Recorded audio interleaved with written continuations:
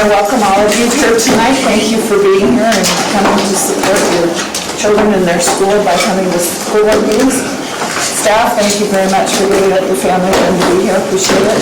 All your work on your reports and stuff. Any person present who wishes to address the board or raise any question about public school district matters or governing policies may do so under public participation. No discussion of personnel or individual students is permitted at this time. A limit of 3 minutes is placed on each speaker. Persons who want more time may make arrangements to be placed on a future agenda. The public is also reminded that they may provide input on all motions being considered by the board at this meeting. Anyone wishing to make public comment virtually may submit the virtual public comment form. We want to welcome those watching online as well. Okay. Is there any public comment? No public comment. Is there any correspondence? No. No correspondence, okay. At this time, I'd like to welcome Jeff Canning from Collaborative Designs Architects. He's been working hard on telling us how we can accommodate all these middle school kids we've got coming in. You did put me at the front of the order, so. Good evening, board chairman. Good to see some of you, some new faces. As Pam mentioned, I'm Jeff Canning. I'm one of the principals with Collaborative Design Architects. Had a little hand in what you see here. Frankly, I didn't think we'd be back so soon, but I was happy to be here. So I was approached to take a look at some of the growth issues at the middle school and how we might address them. So what I'm going to kind of go over tonight is just some information about what we could do in the middle school and probably look at it in terms of a time frame of 20 years with a couple other things. Tonight's not really a decision-making night. I'm just looking for some guidance on how we can move forward, how you'd like to see. We're trying to put together just a basic planning document for the middle school, some others. So tonight's just kind of a good work session to go over. So go to the next slide. Click. Rolls up. Okay. Working on this one. No surprise to anybody that Montana's growing, Billings is growing, and yes, Lockwood's growing. Starting, I'm surprised that Billings has grown by 8,000 people since 2017 already. And Lockwood, your share of it is very similar. It's about 6% growth that you're experiencing right now. I know even while this school was under construction, there was people moving in the district. The middle school enrollment was going up just in anticipation, hey, my kid's going to go to a new high school. So I think that trend's continued. And I think by the very fact that this school is here and complete has also driven some of the growth in Lockwood too. Just it's a great facility. You know? Can I add one thing too, Jeff? Yep. One of the things that we've been worried about with our population growth is the fact that right now in Lockwood there is no multifamily housing. So there are no condos, there are no apartment buildings, and those type of things. And we know that those are coming.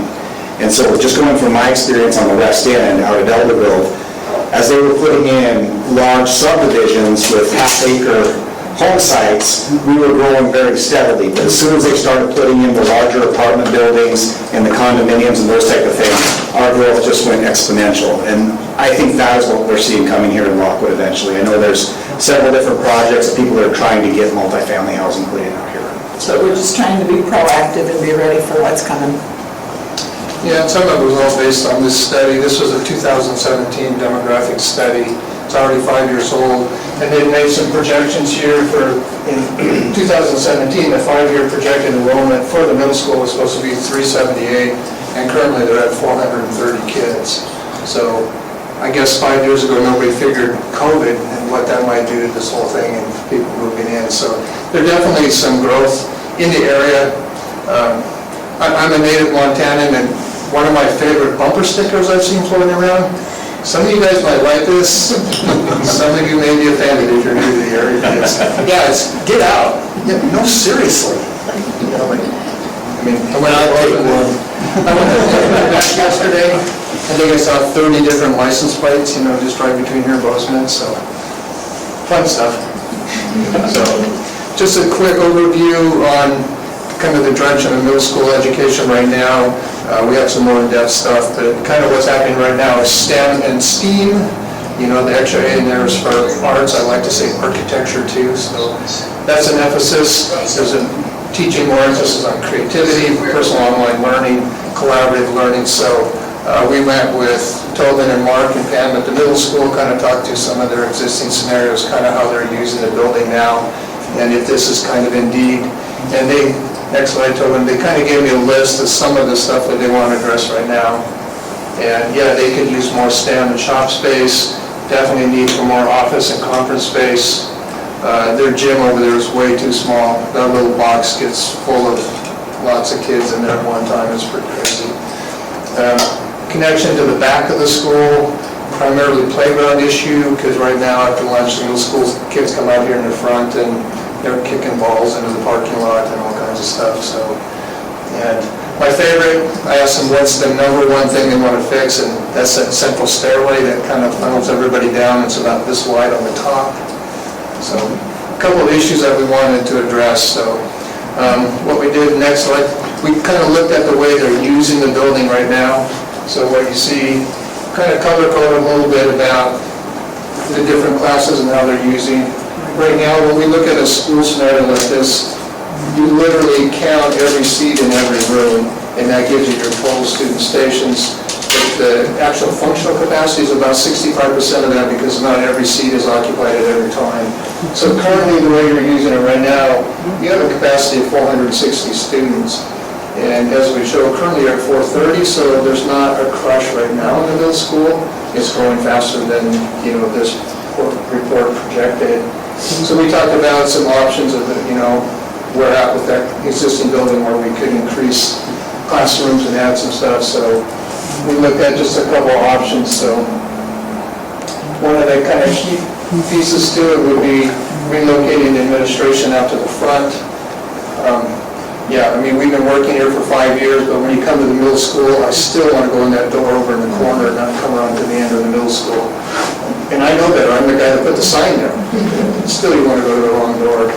So putting the administration out front would actually give us an opportunity to kind of redo the front of that, create a control point there for security and other issues, and for a viewpoint for the staff to look at this side of the building and what's going on. So that would be an option.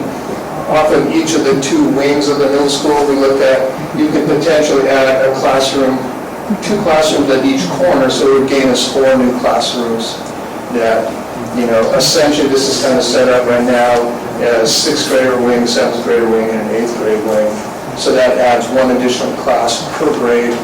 And if we could rearrange some of this stuff, because they're using some of the classroom space for some support services, and so if we could get those out of there, then it would free it back up to the classroom. So just a quick capacity thing like this, would take it from 460 kids to almost 600 kids for functional capacity. And that's actually a little low because, the middle school kids come over here to use the music room, so you can actually add 20 more students to that list. So this would allow us to new entrance, classrooms, and then this space, which is kind of back over here between the middle school and the gym, there's a fair amount of space there. And the question is, what could we do with that? If we can create the additional office space and conference area and stuff there, but potentially there's actually room there to add another gymnasium or larger, bigger room for kind of a workout facility, that would fit in this corner. So, new playground could go in the back, fix the stairs. We'd probably come through here and do a direct connection so the kids, after they're done with their lunch, they have access to come out to the back. They can play, and then when they go back in, they can line up at one of these 2 doors to go back to their respective classrooms. And so, and that would fix a few things. We would let them use that green space that we have out there with our practice fields and all that as well. Yeah. So we would put in some basketball courts and some picnic tables. So. And actually, if you go to the next slide, Toby. Well, before you go, where it says classroom with that arrow coming out of it, we were talking about cutting that classroom in half so we could use half of it or part of it as a hallway, and then put the school nurse in that room. So it's close to the playground and It is. Yeah, so here's kind of what it looks like on a Google Earth view of it. So you know, on the north side, new administration with entryway, classroom, two-story classroom additions off these corners.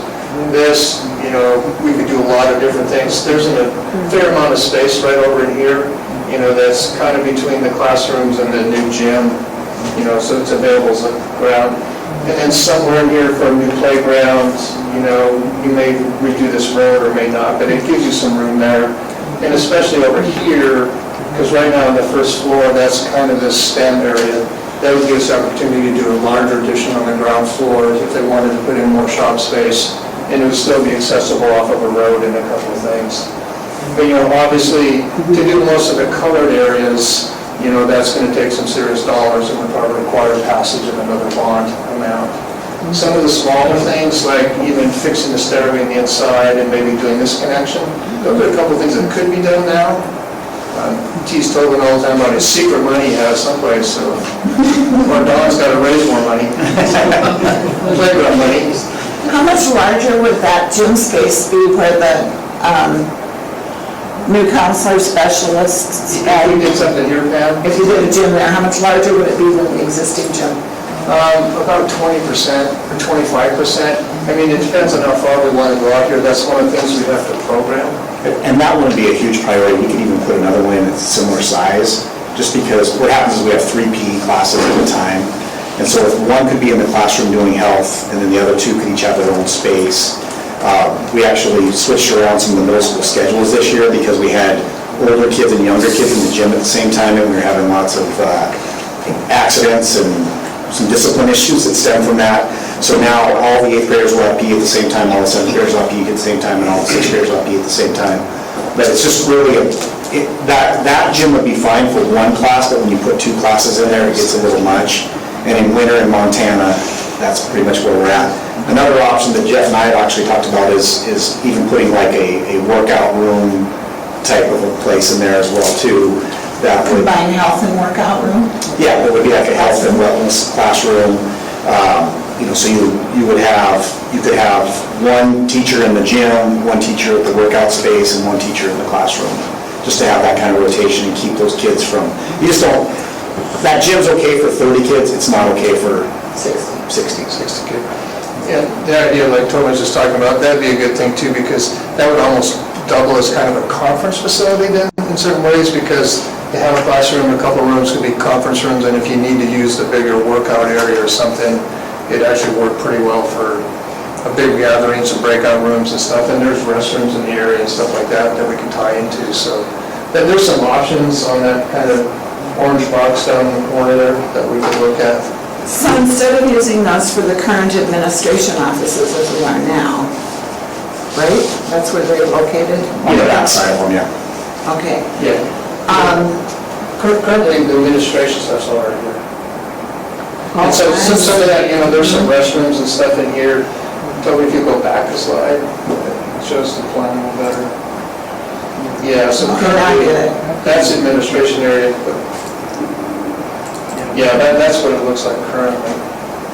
So we have the opportunity to come in here and remodel this area, you know, depending on how it gets programmed. So that could be used for counselors' offices and... Yeah, potentially. You know, one of the things with your SPED and title programs is kind of like, where would you want to locate those? But kind of the thought was to keep some of those integrated on each of the grade levels within the rest of the student body that they're with. At one time, we talked about trying to make this a whole SPED and specialist and, you know, speech path area. But I think the consensus now is to kind of keep some of those grade level up on each of those ranks. And like one of our immediate needs is because of the number of students that we have and the need, we're adding a second counselor in the middle school next year. And so right now, we don't have, Mark doesn't have an office space to put that second counselor at this point. Do either of you middle school administrators have any questions for Jeff on this stuff so far? No, I've talked with him a couple times, I'm pretty good. Yes, I'm not bad for me. Yeah, and again, discussion of what could be, I mean, we could get in some further depth on some of this stuff. But, I mean, unfortunately, the way it looks, you know, somebody built a giant high school right there, but still this works. I think we could get a facility in here, maybe not a gym, but like I said, a larger exercise health room with some office space, counselors, a health classroom, some other stuff, that would work here. I think moving the entry from here up to here would be huge. Come into here, kind of the control point. More could be done off of this, but the way the stairways and a couple things are configured, I mean, again, some of this gets into a bigger discussion of 20 years from now, what do you want to do with this? We have a little timeline thing at the end, so we can kind of talk about a couple of those things, so. The space where the offices are now, is that going to be like more commons room? Potentially, but when the band room left, you guys took over that space for commons, you actually had enough room. And we still have enough room to go to 600 students in there? Because one of the key things we did in this facility is, this school was designed for 700 kids, but the commons in the gym space was designed for a larger student population, because those things are really hard to add later. So some of your facilities now are oversized, planning for this to be a bigger facility. This is designed to have a 3-story wing off that end that would add, 18 more classrooms, take it from 700 to 1,000 kids, but that common area is already designed to handle that many kids. Because, they're just like this with the middle school, once it's there, they're really hard to enlarge. Okay. But it's like with you guys taking over in the band room, it actually served as that purpose. So the gym's a perfect example of that. That Yeah. gym was shrunk down for value engineering, Yeah. and you can't just knock a wall off and make it bigger. No, because, all the plumbing's here, this is your major utility services in the building, the parking lot's right there, and it's just like, it's pretty well landlocked. But, this would give us an opportunity to augment it with some other larger rooms and health classrooms and stuff like that, would take the burden off of that room, and we can take a look at it, so. What's the current enrollment for middle school? 430? 430. Yeah, I don't know, Mark, you have projections for this fall yet? I'm not sure. Yeah. You don't know every kid that might have moved in this week? So, Out of district people that are requested too, so. But, I think the pinch our 7th grade is really big, and our 8th grade class actually is fairly large, and we're, in finishing up scheduling a couple weeks ago, our history classes are almost maxed out at 30 across the board in both of those grade levels.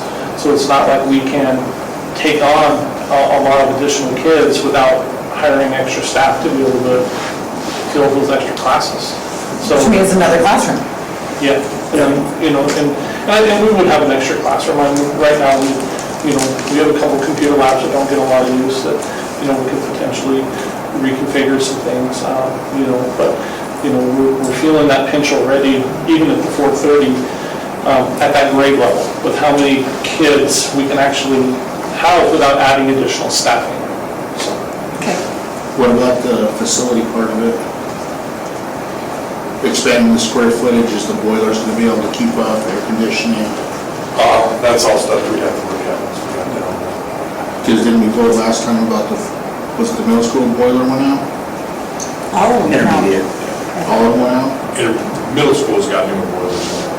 It's got new boilers? Yeah, it's newer. They're not as old as the intermediate and primary. I don't think the boilers would be an issue. We were on and we also have a chiller in that building, so we'd have to look at how much load we'd be adding and see if that chiller could handle. Because if we're talking about putting another gym and another workout facility, that's going to be a lot of ducting and CFM that we're going to pull off to other areas. Are we going to have adequate heating, cooling, ventilation, and things like that with the existing system, or are we going to have to run? No, you'd have to add.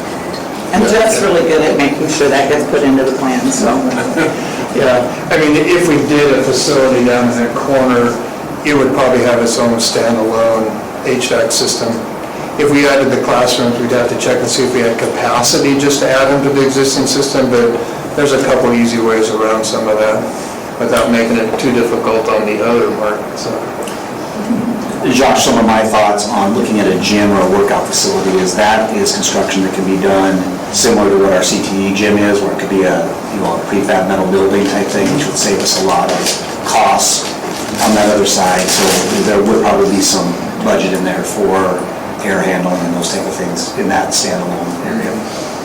Yeah, even with a separate system, we could tie it back into the same temperature control system, so it can be managed with the rest of the building from that aspect, but it would have its own equipment, so. Yeah.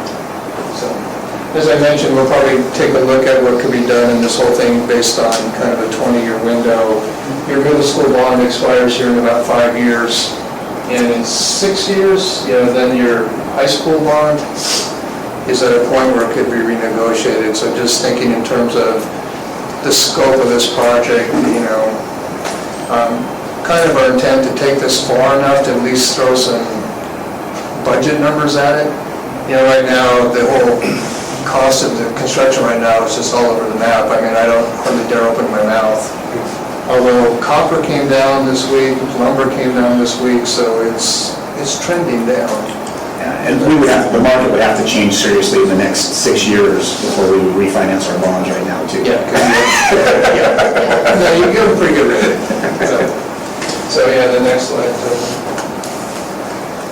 So this is just kind of a little graphic, here we are in 2022, your high school bonds going, your middle schools here.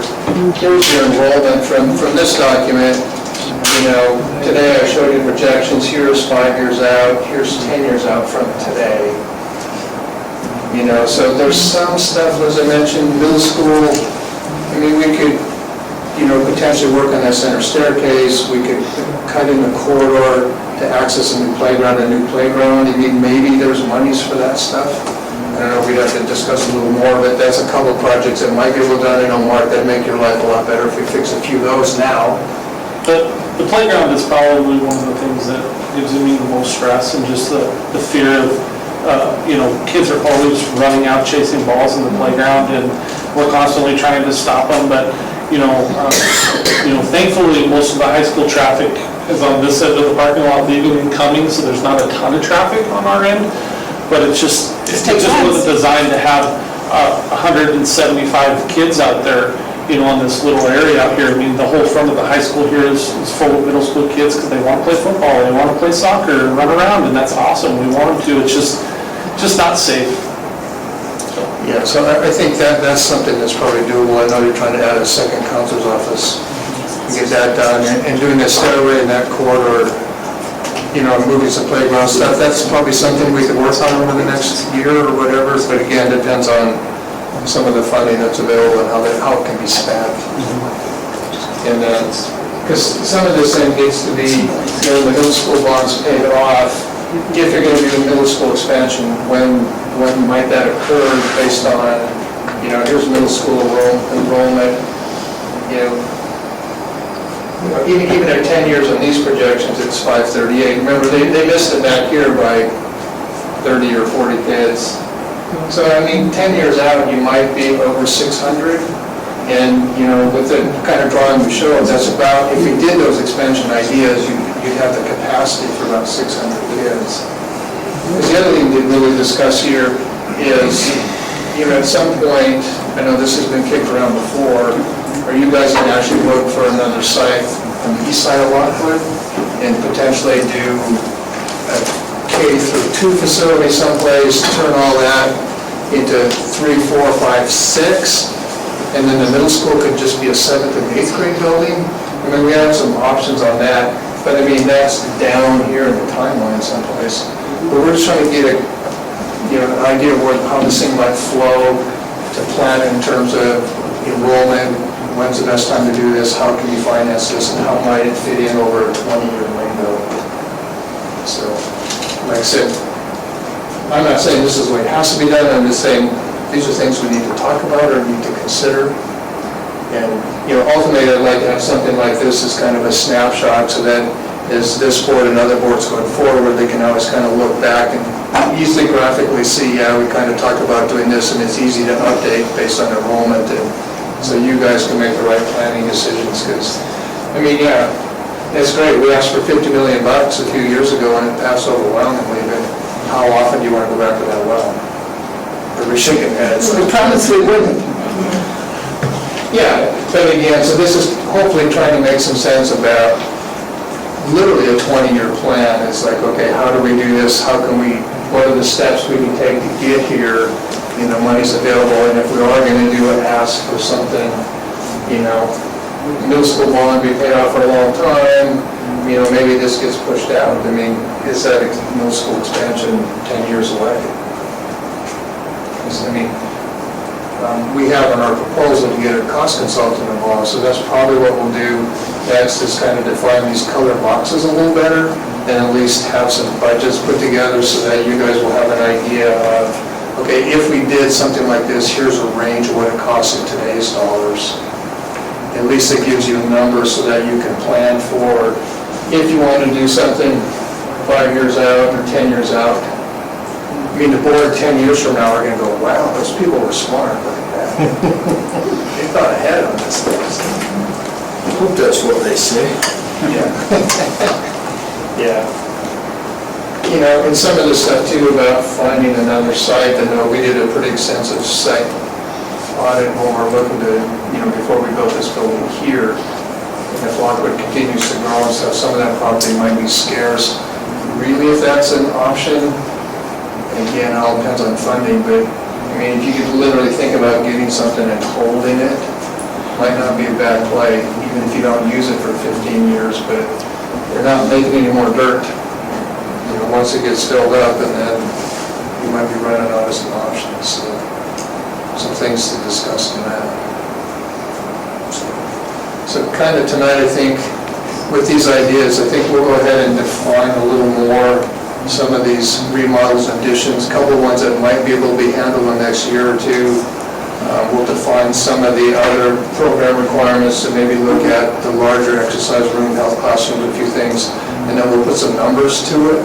So we'll come back with a little tighter budget and how that might fit into this timeline, so you guys can then discuss, okay, if it's this much money, let's float it out there in the future, say when might be a time to ask for that kind of money. See how bad Mark's squirming on his enrollment over there, a few things. I mean, this is going to develop over time, which right now we're okay, because I think, what, 500 and some kids going to be here next year when it's all 4 grades? 520. 520. 520? Yeah, it's supposed to be for 700.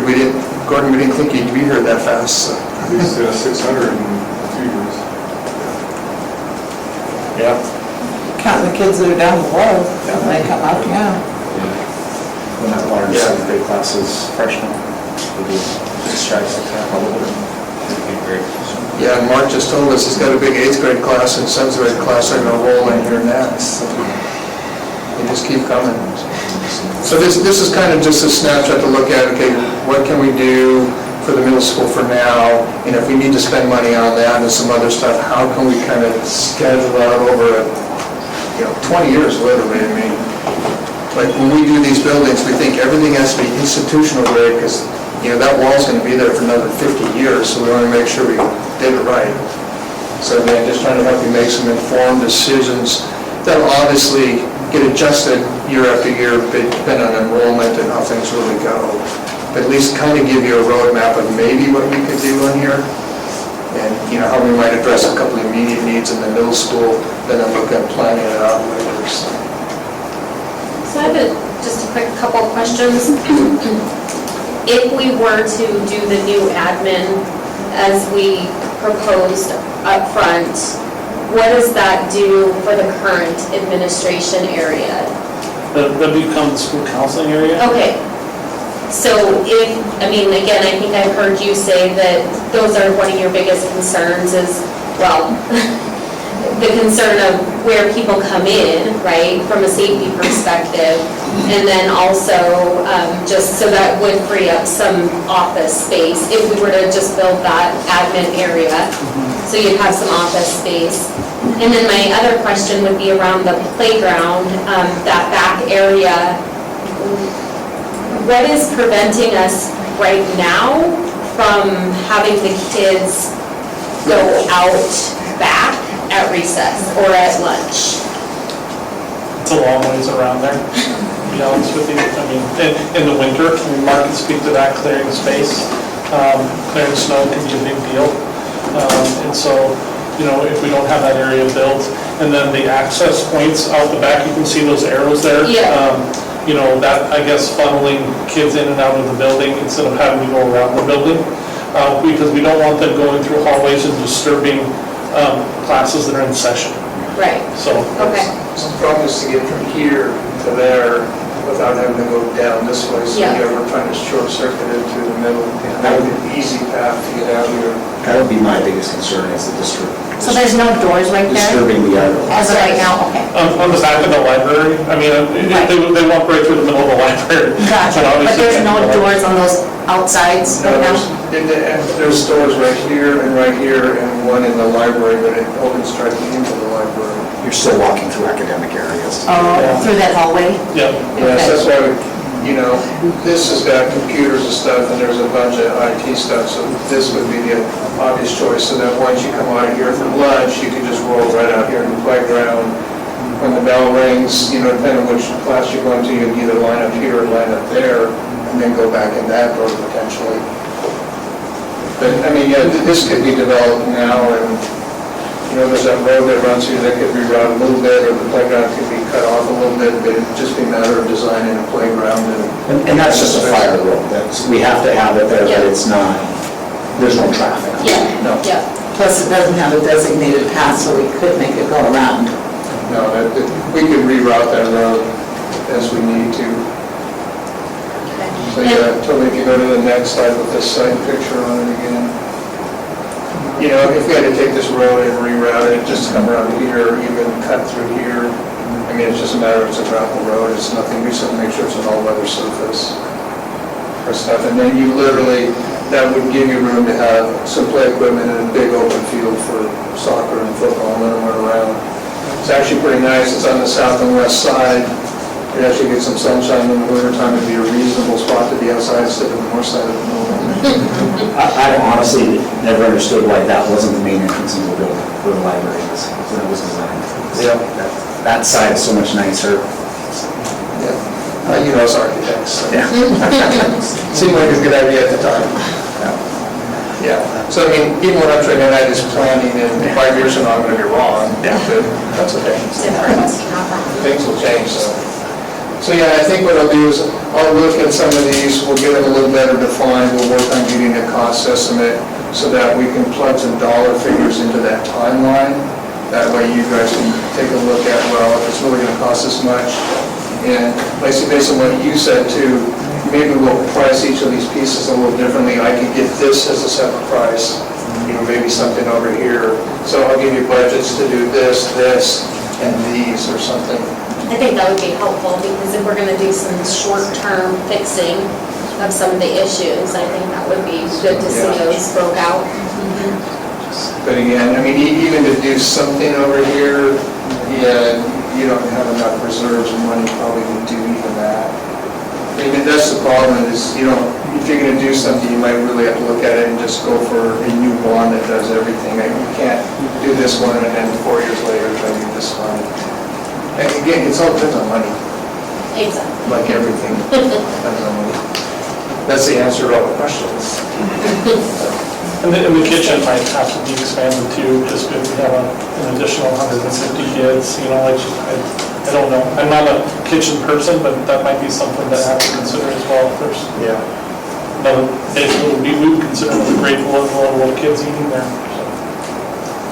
Yeah, because where that's now, I mean, we could literally look at it, Mark, in terms of, what do we want to do across this whole line? Yeah. So if it needs to do something here, because you're still getting the deliveries from that side. So I mean, we could look at some of that at the same time. You see, it'd be nice, I think, to do something then to update the front of the middle school, so it's a little more in keeping with what we're doing here, kind of give it, the middle school, a little bit of a facelift towards the parking lot anyway, so it looks like they wouldn't be the forgotten child over there or something. Thank you. I think I have enough on my to-do list to kind of keep plowing ahead on this stuff. Unless there's any more questions on this. Any other questions for Jeff? Thank you, that was a good information. Mark? If you could change Mr. Witt, if you could change one thing, what would it be? tomorrow? Would it be the stairs, would it be moving the entry point? The stairs, from a safety standpoint, concern me, and from an ADA handicap accessible standpoint, at the very top of the stairs, I bet you it's not this wide. Oh, it's not that way, no. Yeah, it's probably this wide. And so that's concerning to me, you know, just seeing the flow of our kids on those stairs. You know, we have had kids benefit, but I just spoke to the parking lot concerns as well. So it's really hard for me, Mr. Skidmore, to say, it all comes back to a safety thing. Both of those things are concerns for me that I do think need to be addressed. Yeah, I think as part of the study then, I can really look at those two projects. One, the central stair, just kind of get something redesigned for that. And then look what it would take to cut that corridor through the classroom and maybe have those broken out as individual budgets as well. And then we could see if there's something we can knock off, one this year, one next year, or something like that. We might be able to move around some of our planned ESSER's expenditures to put, basketball courts and picnic tables and stuff. So we might be able to come up with some money for some of that to move the playground back there. Of course, the green space is great back there, so. Yeah. The green space is going to be... Mark doesn't want to go, he doesn't want to have a summer off from doing a new playground, right? 10 years in a row now, right? Doesn't make any more. Oh, no. All right, well, very good. Thank you for your time today. It's a pleasure being back in front of you guys as a board, so we'll keep after it. Thanks, Gary. Okay, Mark, the facilities report, please. Any questions? Still have that open position? Always. Thanks, Jeff. See you guys. Thanks. I can't find it. It looks like you've been busy.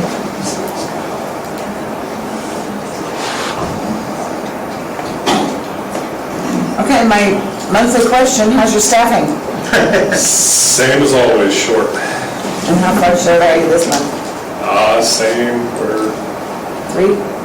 yeah, well, at least, right now we have 6 custodians and 4 maintenance. Are there any of our students that qualified for that work program that want some summer work? We did have one that worked during summer school, so he came on the bus and went home on the bus, which he was a great worker.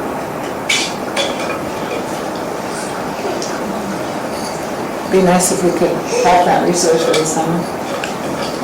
Do they have to be with, like, at school for the summer program? What's that?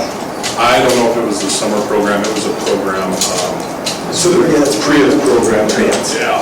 It's financed through DPHHS. It's not, the district's not paying for it, so we're limited on what we can pay them and how many hours they can work Okay, and what they can actually really do. I mean, there's, Right. but he's a really good worker, the kid that's working. Okay, any questions for Mark? Thank you. We'll move on. Tony? So a couple things that weren't on my report that I want to bring up and highlight that have come in since I posted this late last week.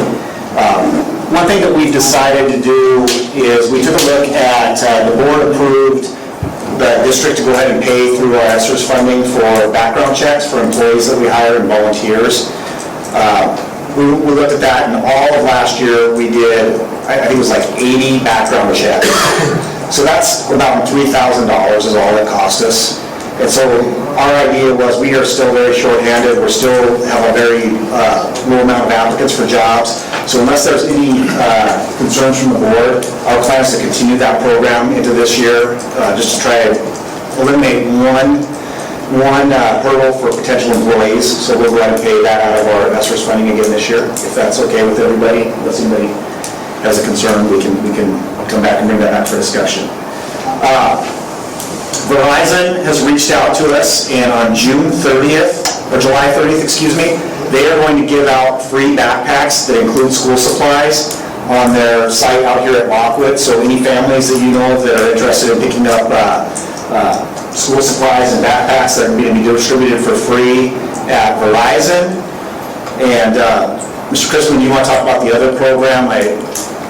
So Sarah This is pretty amazing. Services reached out to me and she asked if they could donate backpacks. And I said, well, yeah, we'll take anything we can get. Usually we get about 50. They're donating backpacks for all 728 K-5 kids with the school shopping list in them, except for PE shoes and earbuds. But I said, I called her today, I said, I need to clarify before we put this out there, it's everybody. And she said, we added 10 kids to every class list number, so that we'd have enough extra in case the classrooms grew over the summer. So it would be the actual And who's doing shopping this? list. Family Services. Oh my gosh.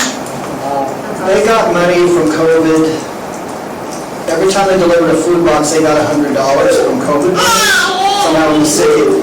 And so they decided to target Lockwood because United Way targets billing so much, and yeah, so it is, it's a pretty amazing thing. So they're actually stepping them right now, so they'll deliver those about a week before school starts. I'm looking at Send them a nice card? What's that? Did you send them a nice card? I will. I also have, I think the board will send them a card. there's about 60 middle school packages in there. There's actually like a briefcase, it's a paper briefcase. It's loaded with everything from middle school backpacks too, and they're stored here in the high school. So there's about 60 of those, and that's calculators and everything. So no student in Lockwood should do without as far as school supplies, backpacks, those type of things as well. One other thing, our partner with SCL, they are offering free sports physicals next Wednesday, or Tuesday, in the morning, and then again on August 8th. So that information went out with the weekly update last week, or monthly update, I guess, at this point. And then a couple things, other things I wanted to highlight that were in my board reports is in early August, so we've talked about having to move the August board meeting or back a little bit. Dawn and myself and principals and several teachers, we're going to be attending the PLC at Work conference in Minneapolis. This is through the Solution Tree program. They are kind of one of the leading experts in education. It's amazing training. We've actually planned this, 2 years ago, we were originally going to go do it, and then with COVID, everything's gotten pushed back. So we're going to go to that in August, that's the first week that the principals are back on campus working full-time. So that's why we're moving that date. I shared some information I put together on the number of meals that we've served. As you guys know, I'll be in DC next week, and one of the things that we're really trying to push is to keep the free meals for all in place. So put the data together from our last meal, last year, no COVID, pre-waiver, which was 2018, 2019, and you just look at the numbers of meals that we've served. We're around 25% K-8 in breakfast and up 17% in K-8 in terms of lunches that are eaten. And then one thing that really stood out to me is even though we have an open campus for our high school, over half of our kids are still staying here and eating a healthy lunch. So that's a big positive for this program. If we go back to charging for those meals that are here, I don't know if we'll have that same type of turnout. In fact, I would guess that we won't. Those kids will take that same $3 and do what I did in high school, go down to Town Pump and get a big gulp and 3 hot dogs. So, prices. Big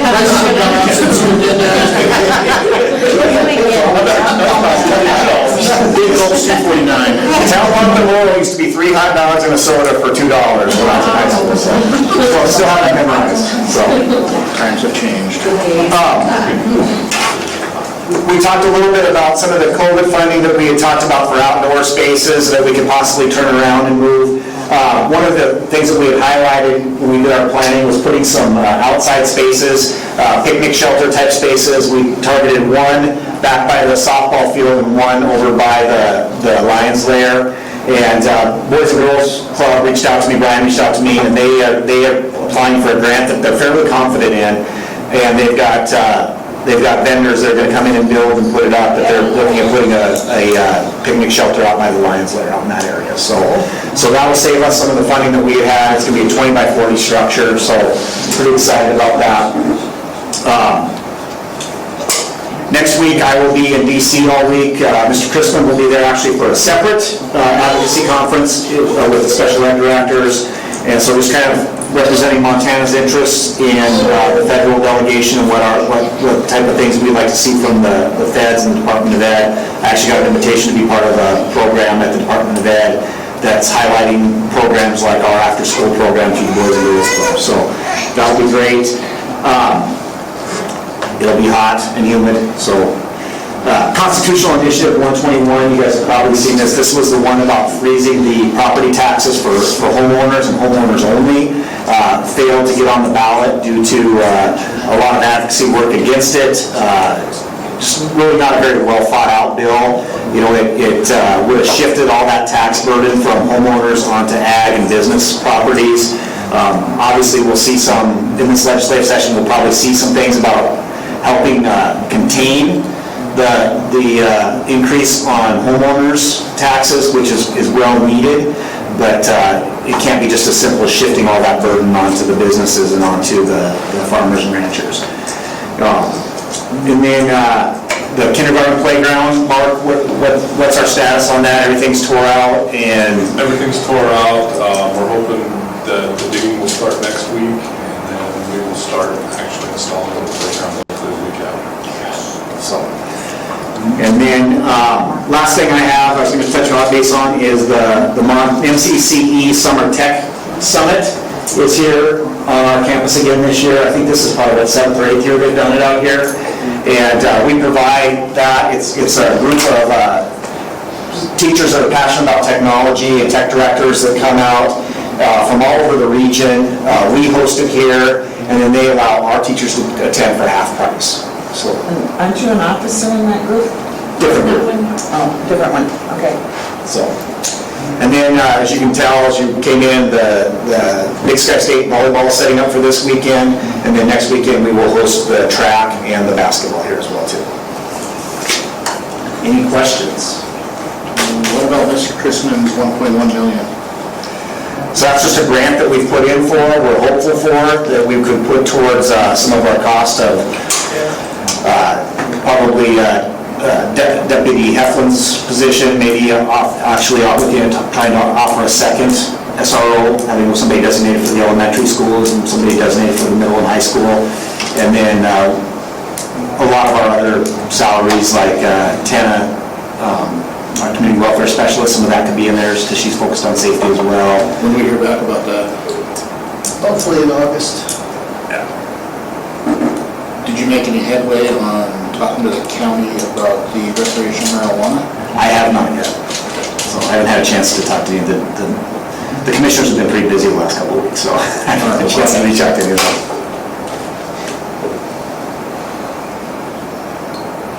Okay, we're finished.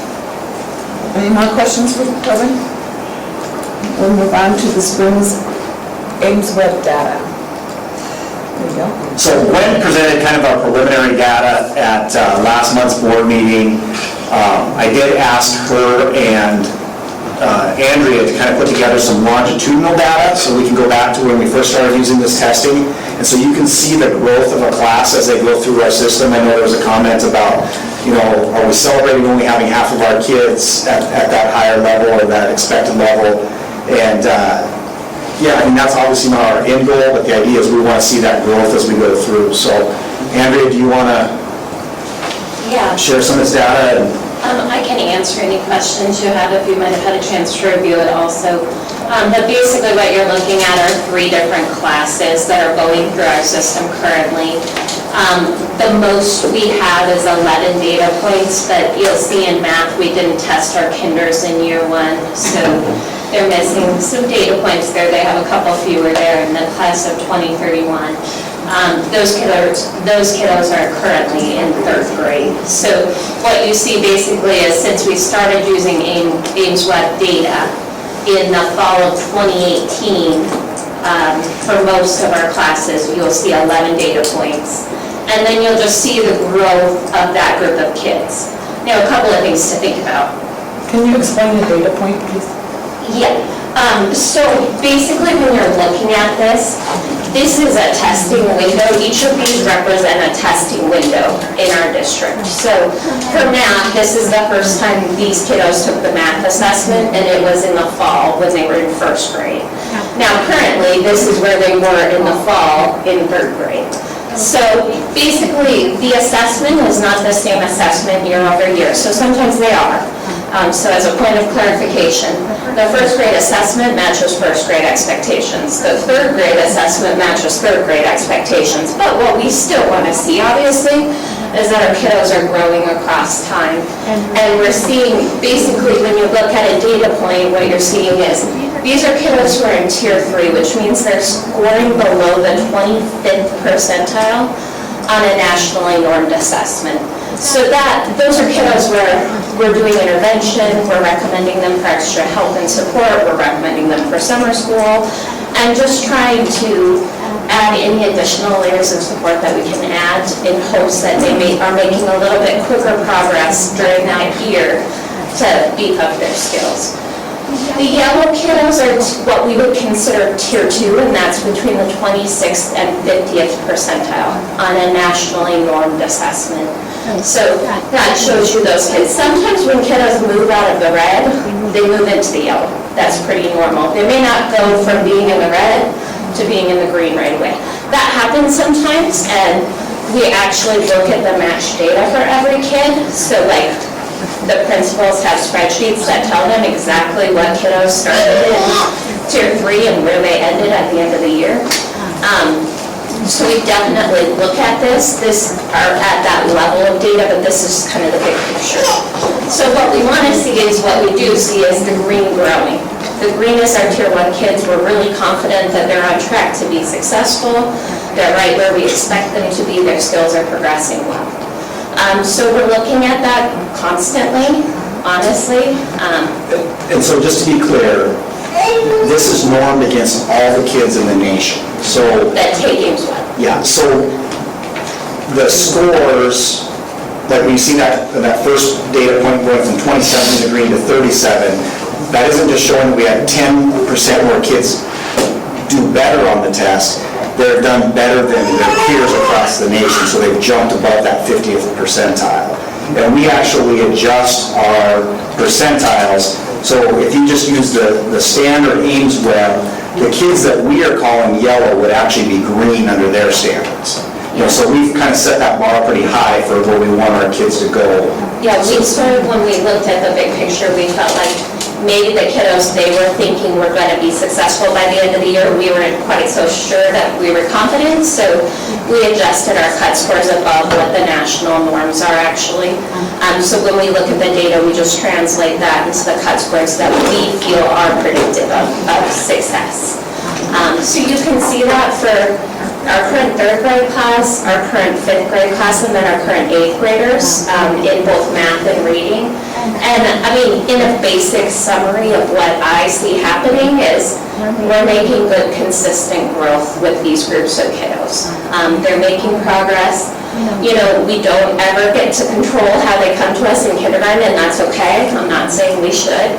But when we get our kinders and they're at 28% proficient in that fall benchmark, our goal is just to start moving them as quickly as we can. And I think you'll see that, we've been pretty successful in doing that. And of course, we're not happy. So we're reflecting on this every time and looking at how are we doing, what's working, what's not working, what could we tweak or adjust, how can we shore up what we are doing that we do think is working to make sure we continue. So just kind of a little bit of a big picture look at how we're using this data at the district and at the board level. But please know that the principals at the school level and the teachers certainly are looking at it kid by kid. So. And you can see on there subtly on the background of each of those, there's a trend line, and that's what we look at. I was involved in a really extensive grant when I was a principal. We were testing kids like every 3 weeks. And it was crazy because you could just see, it was like a roller coaster sometimes the scores, but you always look for that general indication. And a lot of times I could go back and go, yeah, that's when, Johnny's girlfriend broke up with him, or that's when this student was doing this, or that was the week of basketball tournaments and nobody was really paying attention to school, those type of things. So you always look for those general trend lines. And again, we're always going to work to get those numbers, to get those scores to go up. But overall, I think we feel pretty confident in looking at our trend lines that we are doing things the right way and things are moving the right way. In general, too, just a point of reference, this isn't match data, so kids might have come and gone from the 5th grade class until where they are in 8th grade, just to be clear. We do look at match data also, though, that's important because we want to see how the kids who are in our system the entire time are progressing as well. This year, our match data was around 94%, which means 94% of the kids we tested in the fall across the entire district, we tested again in the spring. So we're not like seeing a huge transiency where kids are coming and going to walk with. Most of our kids are, 94% are basically with us. So I have a question. So that I understand this, the green is basically they're above the average, Yes. meeting the standards for first grade. Are they above average for first grade? The yellow is they needing help? The yellow is we're watching them. And then the Like red, we're they're progress below monitoring, average? they may or may not need help. And red is, yeah, they're below where we expect and would like them to be, so we're really trying to beef up their skills. And one thing that's not taken into account in this too, some of these kids that are in the red are our special needs kids that are, whatever interventions we give them, they're gonna always struggle to get up to grade level. I mean, it's just, that's why they have an IEP a lot of the time. Yeah, very generally speaking, like a national average is 12% special education for a district. That doesn't mean that all 12% have specific learning disabilities that would impact their achievement scores though. But just if you kind of overlay that data, we would expect some percentage of our kids to really struggle with learning. It doesn't mean we're not doing everything we can, but. And at the high school level, so the Ames Web test is really an 8th grade test. They don't renorm it for the high school grades. And we don't know that the high school kids are taking it as seriously as they should. So we are exploring, looking at some different metrics that we can do with our high school kids. They'll give us better data to work with. That was one thing when we chose Ames Web through the reading grant. And we're committed to that through the grant for the next couple of years at least. But we weren't aware of the issues with the high school version of that test. So We'll be moving it to NWA testing this year. It's for 9th and 10th grade. Yep, I just been in contact with the vendor all day today. So the other nice thing when we go ahead and do use NWA for our high school kids, it's predictive of performance on the ACT. They've done correlation studies, so we'll have another 6 data points by the time our kiddos take the ACT, so we have an idea of how they might perform on that test. So I think it'll be a better fit moving forward and a good move. So are our freshmen taking the Ames Web now though, but we're moving them to the other? They currently have been, but we took it this year. yeah, they And are next year we'll move it to it. Yes. So, Andrea, is it apples to apples to compare their Ames Web scores to the new program, or is that going to take some adjustment? Going to take some adjustment. There's an independent researcher called Ed Northwest that has done some studies, and that's one of the things we're still working with the vendor on to say, how can we look at the data when our kiddos come from 8th grade and they've been taking Ames Web to coming into it, taking a math test in the fall, or NWA. So we're working through those aspects of it, but I do think it'll be a more appropriate test for our kiddos, so we can at least get assessment data that we feel is valid. We're having a hard time right now because I think our assessment data just maybe hasn't been as reliable as we'd like when we're looking at our high school kids. So. The other thing I would say is as you look at this middle, kind of right here, dead in the center of this, if you look, there's no spring, so you can kind of see each year gradual, you'll see, this is typical, you'll see gradual growth through the year, and then as you go to the next year, there's usually a little bit of a drop off. Of course, this year, this group there actually wasn't, they actually increased a little bit. But right here in the middle, there is no spring 2020. We can all relate to why that happened. So that was when we had to cancel school in the pandemic.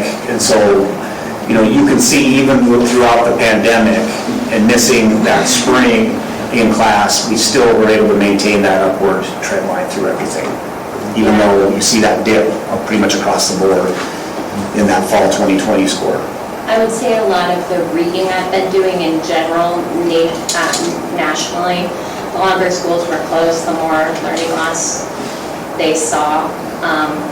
And we were closed pretty long, actually, I mean, compared to other schools nationwide. So I think they were anticipating between 20 and 50% learning loss in math in the studies I've read, and we really didn't see that in our data.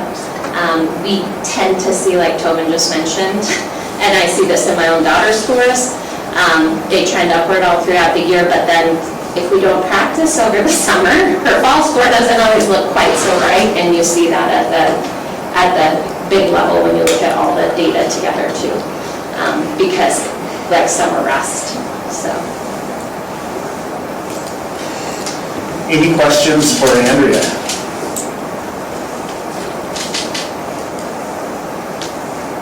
Thank you for your presentation. Yeah, you're welcome. We'll move on to the safe return to schools and continuity of service plans. We're required to have that on every agenda. Anybody would like to make public comment about our safe return to schools plan, we can take that. Okay, we'll move on. So at this point, I'm going to give you the MTSBA annual meeting, school board leadership training. Went to Helena for that meeting. It was really wonderful to meet, put faces with names of people that I've heard about over the years. And just so you know, guys, Lockwood has a really good reputation with the professionals in Montana, and rubbing elbows with them, it was almost a point of pride to be associated with Lockwood because of how much the other school people think of what Tobin and our administration are doing here with this school. So just so you know, that's the main point I brought home from a very long meeting. Trustees, the 2022 annual meeting book was in your packet. Did any of you have any questions or issues with any of the items that were in that book?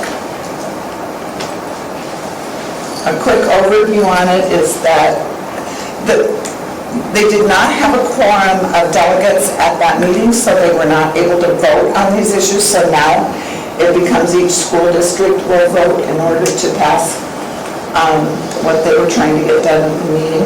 There's 4 resolutions that will be, at this time, that will be moved forward to the legislature come January. There was an election of officers that is part of this vote. Just have to confirm that we're okay with the slate of officers who took over MTSBA's board. That board functions with local trustees who apply for those positions or run for them. So we have a really great gal out of Bridger right now. She was a kick in the pants. And then there is an amendment to the MTSBA bylaws, but that's only to bring that bylaw into compliance with the state of Montana Constitution. Any questions or problems or issues? And we'll go through that in the action item, just to see if anybody has any further questions on that. So we'll take a vote on, or take a motion on that when we get to it, okay? So we're going to set a date for the goal work session. We had some conversations about these at our last work session about dates that trustees were available. I just wanted to just confirm and then have it in a public meeting. July 19th, that date works for the majority of the board to do our goal setting meeting, is that correct? That was at 5 p.m.? Yeah, we'll start as early as we can. That's usually a pretty long meeting, Josh. You were talking, 5-6 hours, similar to like one we just had. That's kind of when you guys give me marching orders for the whole year as far as what we're focusing on as a district, so. And then I might add, guys, so I'll go back to that MTSBA annual meeting that is in your packet. There's a section in there on the K-12 Vision Project, and if you read that, to scan through that Vision Project, because that's going to help you visualize what some goals could be, and it might give you a little guidance or some ideas on things that you might want to see in our goals discussion. But let's set the meeting date first. Is everybody okay with the 19th at 5 o'clock? And then we'll bring dinner in. Could I have a, do I have a? No, Not yet, we'll do it later. we'll just confirm that if that works for everybody, there doesn't need to be mention on it. I have a quick question. How difficult would it be if we tried to get in even an hour? We could get away with it or not? Or, can anybody not come at 4 o'clock? It does get late. Okay. That's okay, if I was. Could you call in sick? Yeah, I can actually. Call in trustee. I can make it at 4. I should be able Do you guys want to move it to 4? If you guys wouldn't mind, I just, my brain by 10 PM Right. is not working well. Just drink your It's red. almost my bedtime right now, so. Okay, 4 o'clock works great for me. Thank you, Sylvia, for bringing that up. The policy work session, that'll be, is set tentatively for August 2nd at 5:30. That's with Chris. And I think we're going to do 2,000s, 4,000s, and 6,000s. Line out for that. 2,000s, 4,000s, and 6,000s. And that's 5:30, correct? That one is 5:30, and we'll bring in dinner for that one as well. What day is it? August 2nd. Okay. So the August regular meeting and our budget meeting is tentatively set for August 16th. Tobin told you during his report that we were moving that because of the staff and him being out of town for a meeting. The budget meeting typically starts at 5. Lori gets to infringe on our 6 o'clock time because it usually takes a little more than an hour to do our budget manual with her and have her explain it all. Those will be available a few days before the meeting, not very long. You don't have too many days to go over it before we have our actual. Yeah, and that's because we have to wait till we get the taxable value from the county, and so we're usually kind of under the gun as far as plugging that in and what the actual meal impact will be and stuff. So that's, Lori will have all the work done ahead of time, but we have to wait on the county to get that our actual taxable value. August 16th actually is a little later than we normally do it, 3 or 4 days probably, so. If you have we might- questions beforehand on the budget, after you, if you're over any of the documents, I'd be happy to sit with you and go over it. That was at 5. A lot of information. Are you gonna email those out, Kelvin? Yeah. 5 o'clock. Okay. Are we doing that at 5? Yeah. Yeah. Okay. That's what I have. And then we have a consent agenda. Does anybody have any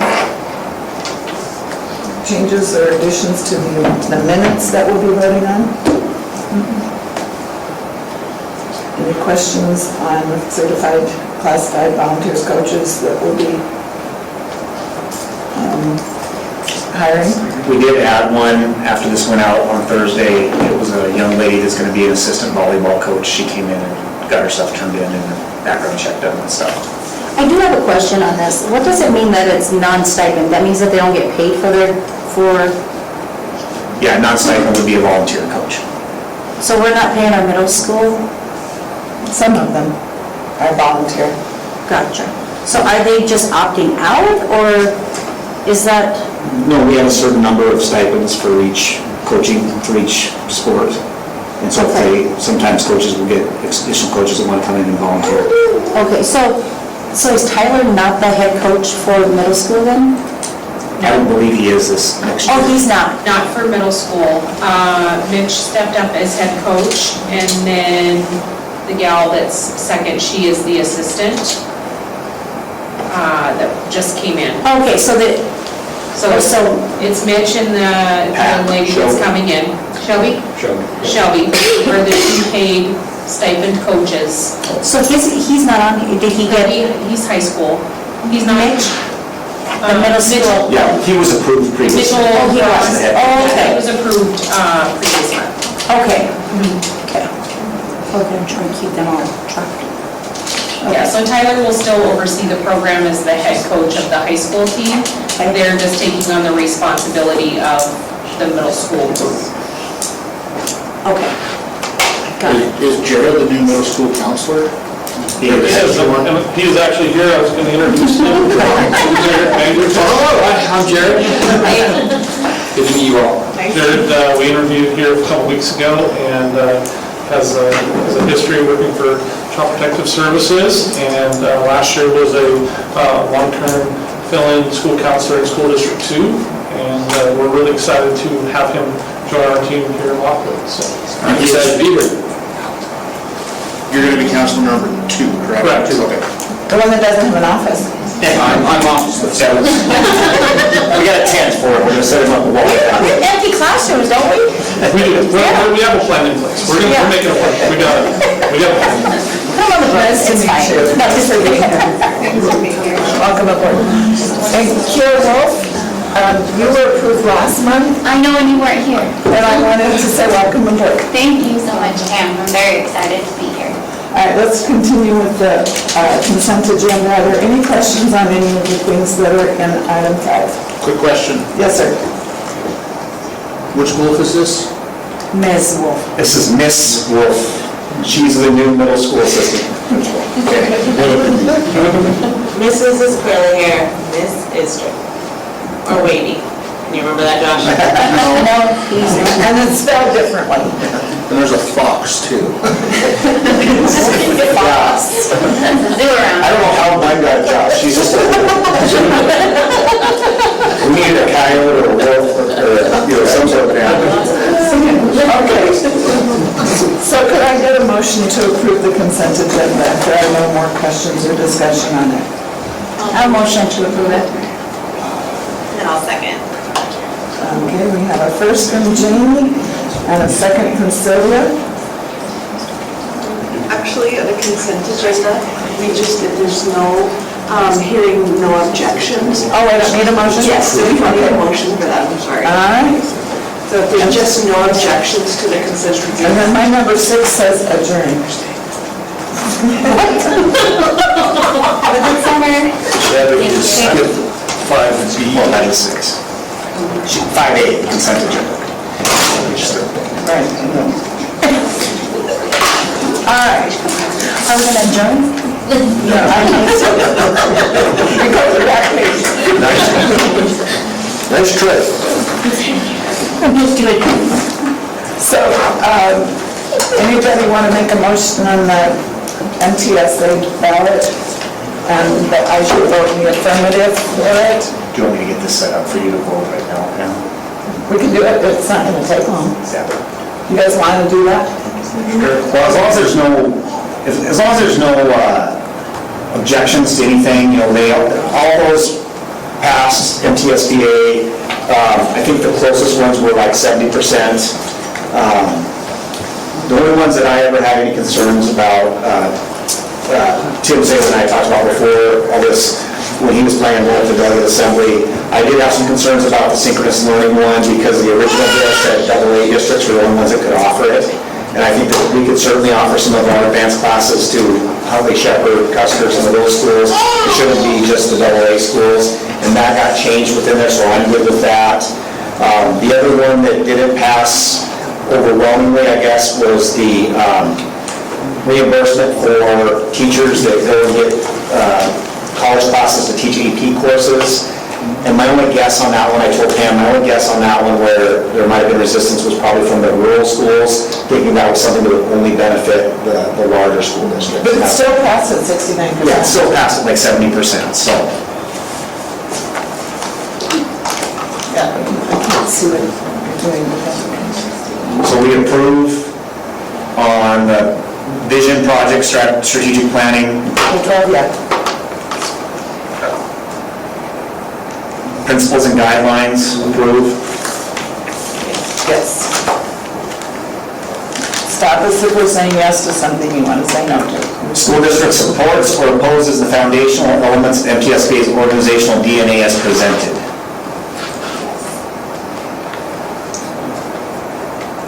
Approve or oppose propose a technical amendment to the MTSBA Board of Directors Gap Analysis Resolution. This came from the Board of Directors. Approve? Approve. Okay. Just brings constitutional language into it. Okay, and then I'm assuming we approve with the technical amendment then, since we approved the technical amendment. Okay? Do we approve the university reimbursement fund for AP classes this past 69 to 31? I'm in favor. Anybody don't? And that means the state would reimburse Montana colleges for the cost of any classes that teachers take to teach dual credit courses. Synchronous distance learning is what we talked about, where we would be able to offer AP courses to kids through distance learning in other school districts. We'd receive $250 for each kid that we served. Annually. Innovative Educational Tax Credit Amendment. So this was the one, so there's the, if you remember the legislature last time, there were the tax credits that you could get by donating directly to a school district. Up to 200,000? Yeah, private or public, and it went from $250 to $200,000. And there's a limit of $1 million statewide.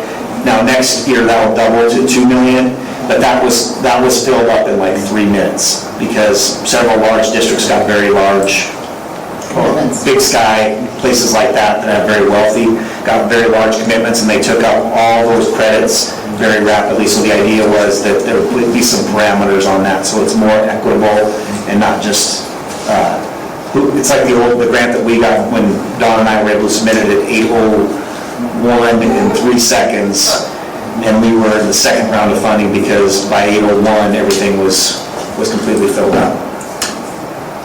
So does that mean they can't get it next time? No, they can get it, it just has to be distributed more equally. So one of those schools can't get $500,000 worth of donations, and other schools be froze out of it that have donors ready to donate. So what happened is there's probably at least another $1.5 million floating out there that schools were able to be donated to, and they just weren't able to get their. A lot of times what happens is it's like, I'm going to date myself. It's like trying to buy concert tickets and everybody's calling in at the same time. Whoever just happens to get the phone picked up, when they hit submit, whoever it happens to take at that time, then it gets approved, even though everybody's, you got 50 schools all trying to submit at the same time. God help you if you have a rotary phone. Yeah, you have to go to your friend's house that have the phone, right? During our goal setting, we might add some discussion about setting up an endowment so that we get a chance to get some of that contribution. We'll have a place to put it. And then Tom Billitine is nominated as president-elect. He was nice. Let's do him. And then Sue Corrigan was nominated as vice president. So the vice president position, so you're vice president for a year, then you're president-elect, then you're president, correct? And then you're past president. And then you're past president, yeah. There was one gal that's been president of it 3 times. At MTSBA. I can't remember her name. But Deb was a kick in the pants. She was a lot of fun. So, and then I'm assuming we approved the amendments to the bylaws. That was taking out the affiliation with the National School Boards Association. If you recall, that's kind of that controversy that happened about a year ago with the National School Boards Association working with the Department of Justice and kind of giving controversy about labeling parents as domestic terrorists, those type of things. So that's it. Heck yes. We've pulled out of that, as a state, we pulled out of that group. So I will put your name in your pen if you're okay, and I will submit it for our district. Oh, thanks. I'm all done. You just doing my work for me. Okay. So now we're ready to move on to approve student handbooks.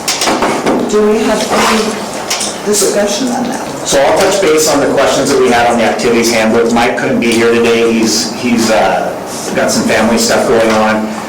The 2 questions that I had received were, one, about the language about consecutive seasons. And it is that's the language that MHSA uses in their rule. And what they mean by consecutive is 2 seasons that happen at the same time. So really, like Gordon and I talked about, it probably should say concurrent. So the idea is, if I'm an 8th grader that's running on the high school track team, I can't run on the high school meet on Saturday and then go run at a junior high meet on Thursday. I have to commit to either the middle school or the high school team if it's happening at the same time.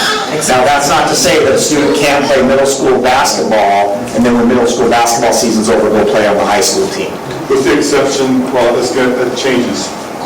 They're gonna change from year to year. Because right now, boys basketball from middle school and high school at the same time, but girls basketball isn't. Because of our schedule, not because of the rules. Yeah, and so we're gonna actually start rotating that, so there's no so it's not a Title IX violation. So one year the girls can't do it, and the next year the boys can't do it, so we'll kind of go back and forth. And like the question that was brought up is like middle school softball's in the spring, so we wouldn't, or the fall, excuse me, so we wouldn't expect a student to sit out the fall in 8th grade in hopes that they're gonna make the high school team in the spring. So they could play middle school softball in the fall and then turn around and play it in the spring at the high school level because they're not at the same time. So we clarified that with them. And then the other question we received, I think Lacey had it about, do we require health insurance? And Mike reached out to MHSA or MTSBA, and they said that they would not recommend that we put that in our language because then it gets into some discriminatory territory. And just, we have to have a statement in there basically saying that there are liabilities for all playing sports, and if parents aren't insured, we will. They have access through the school to some other insurance that they can get on. It's usually pretty poor insurance, but he did not recommend putting a rule in there that if parents don't show proof of health insurance that the student can't play. So I think those are the 2 questions we have on activities. If there's anything else that's come up, I can certainly bounce it back off of Mike. I have a question on cell phones and other equipment recording. Is that going to hinder if, like, for the, I don't know what page it is, page 7? Is that going to hinder like yearbook or, I know some schools do like news, stuff like that, put people's pictures up. Is that going to be an issue or? They'll have to get approval for the people that are gonna appear in the pictures or the video to use them that way. And I think we signed one, don't we? Yeah, they sign off on that at the start of the year activity for any students. So we keep track of the kids and we don't have permission to utilize. So like they can't be in our yearbook, they can't be in honor roll, none of those type of things. Sometimes those are kids that are like in witness protection, those type of things. I think the video and recording of persons without their permission is more aimed towards the restrooms and the locker rooms. Social media kind of thing? Yeah, so if you look, that follows, at no time will any student operate a cell phone or other electronic mobile devices with video capabilities in the locker room, bathroom, or other locations where such operation may violate the privacy right of another person. But then there's a period that starts a new sentence. Yeah. That's all I have. Josh, can you speak up? I'm having trouble hearing you. There was a period and then it started another sentence. Oh, okay. Video recording any person without permission will result in automatic violation of the handbook. Violations will follow code of conduct on the county rules listed below. But if they sign it when they start the activities, then that answers my question. And I think that goes hand in hand with moving that into our handbook about the state law that says you're not supposed to video without permission. So that kind of just, I think it goes along with that one as well, video recording. And so Josh, a lot, and I don't know if it's happened here, but sometimes they'll do, like, a kid will record someone, like, walking and then put a note on there saying, look at this funny walker or something, and then spread that through social media. Like, that is something, this kind of deters them from, like, recording someone walking down the hallway or in a locker room or something that can be shared. I don't have social media, so I have no idea what's going on. It can get nasty, some of them, if we don't have rules. Okay. Yeah, I think the biggest fear is locker rooms, hotel rooms, restrooms, those type of things.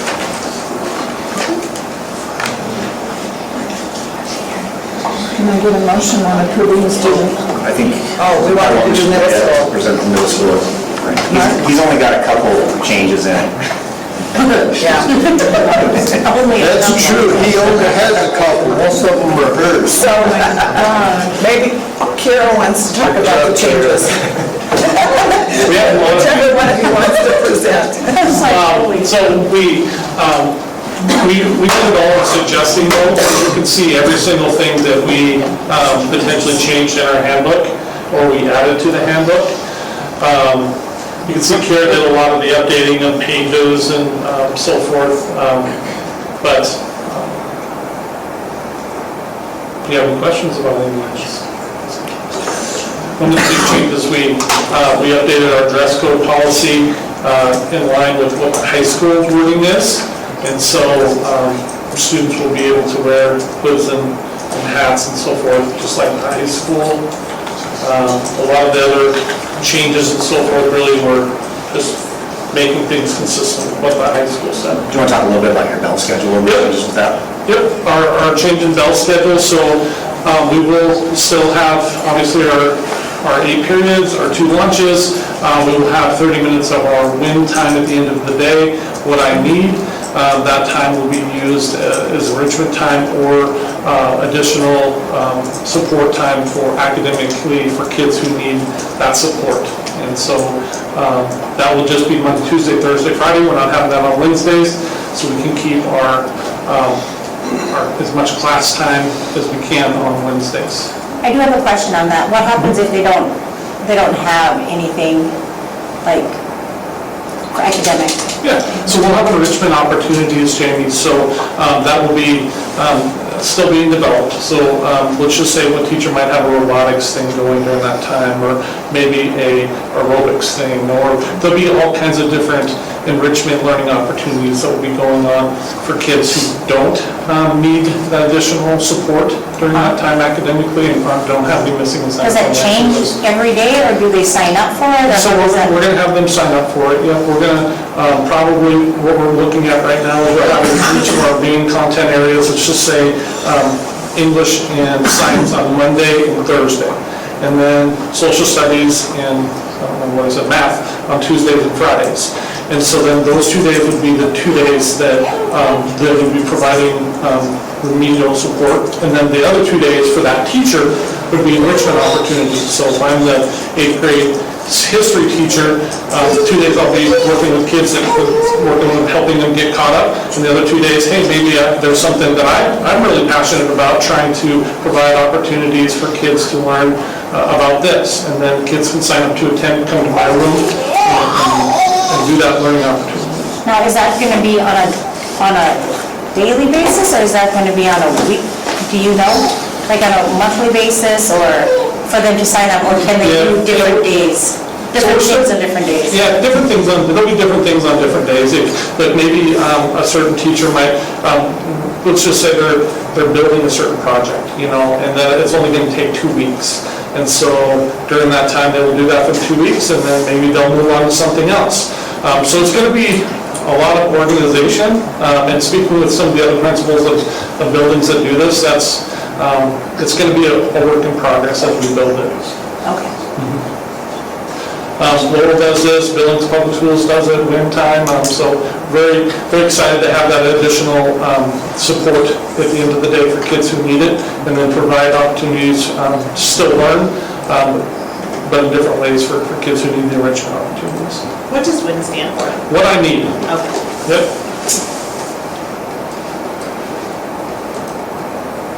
Is there any discussion about either of the handbooks?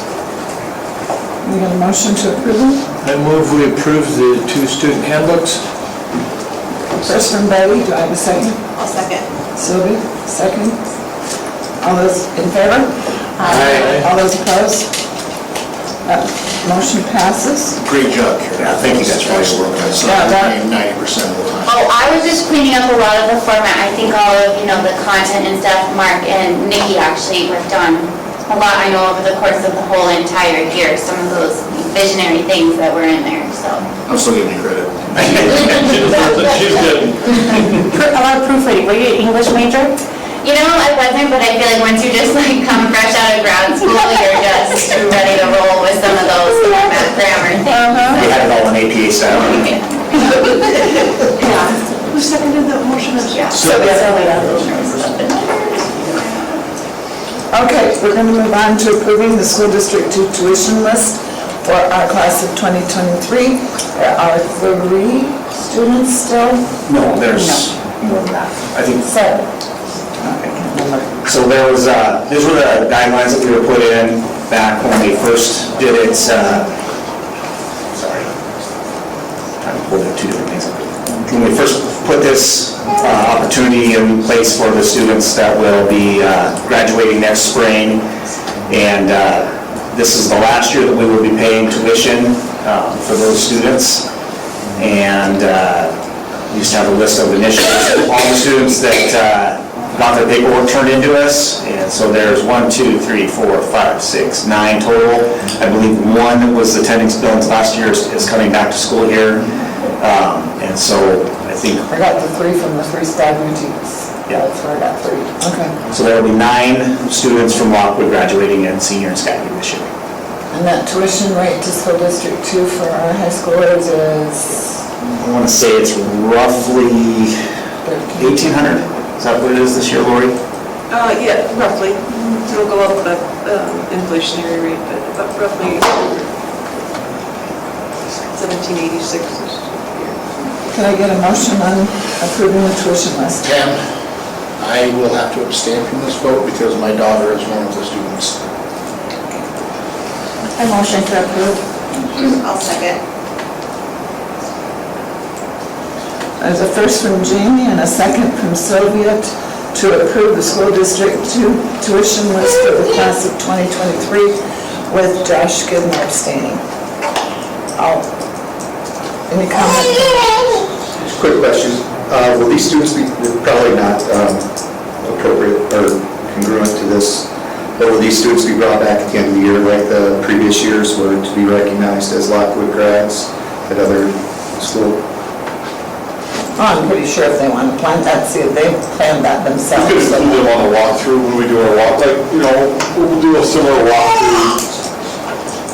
Are you talking like how they did the walkthrough this year with the? I don't know what it was, but I remember seeing pictures on Instagram, Sure. and they're cotton gowns and. Yeah, so, I would not have a problem having these kids come back and be part of that walkthrough, the elementary and the middle school. when we do our- So that was something that the parents actually organized. So Billings does that for the outlying school districts, so Elder Grove, Elysian and whatnot, but they did not organize it to send the kids out here to Lockwood. So the parents got together and did that and reached out to us, and we allowed them to come in and visit and do that. I don't see any problem doing that again. I nominate Josh to organize that. On social media, Josh. All in favor? That kid, there won't be any busing happening. All in favor of approving this tuition list? Aye. All opposed? That motion carries. So we've been asked by the paraprofessionals to open negotiations on their contracts. They're typically operating under a memorandum of understanding because COVID kind of got in the way of their negotiations. Well, we have a contract in place with them that extends through next year, this current fiscal year. But as we know right now, we're dealing with 8% inflation, and they would like to start negotiations as soon as possible. I think it'd be great to be able to work with them to try and maybe do some sort of an MOU to raise their salaries for this year.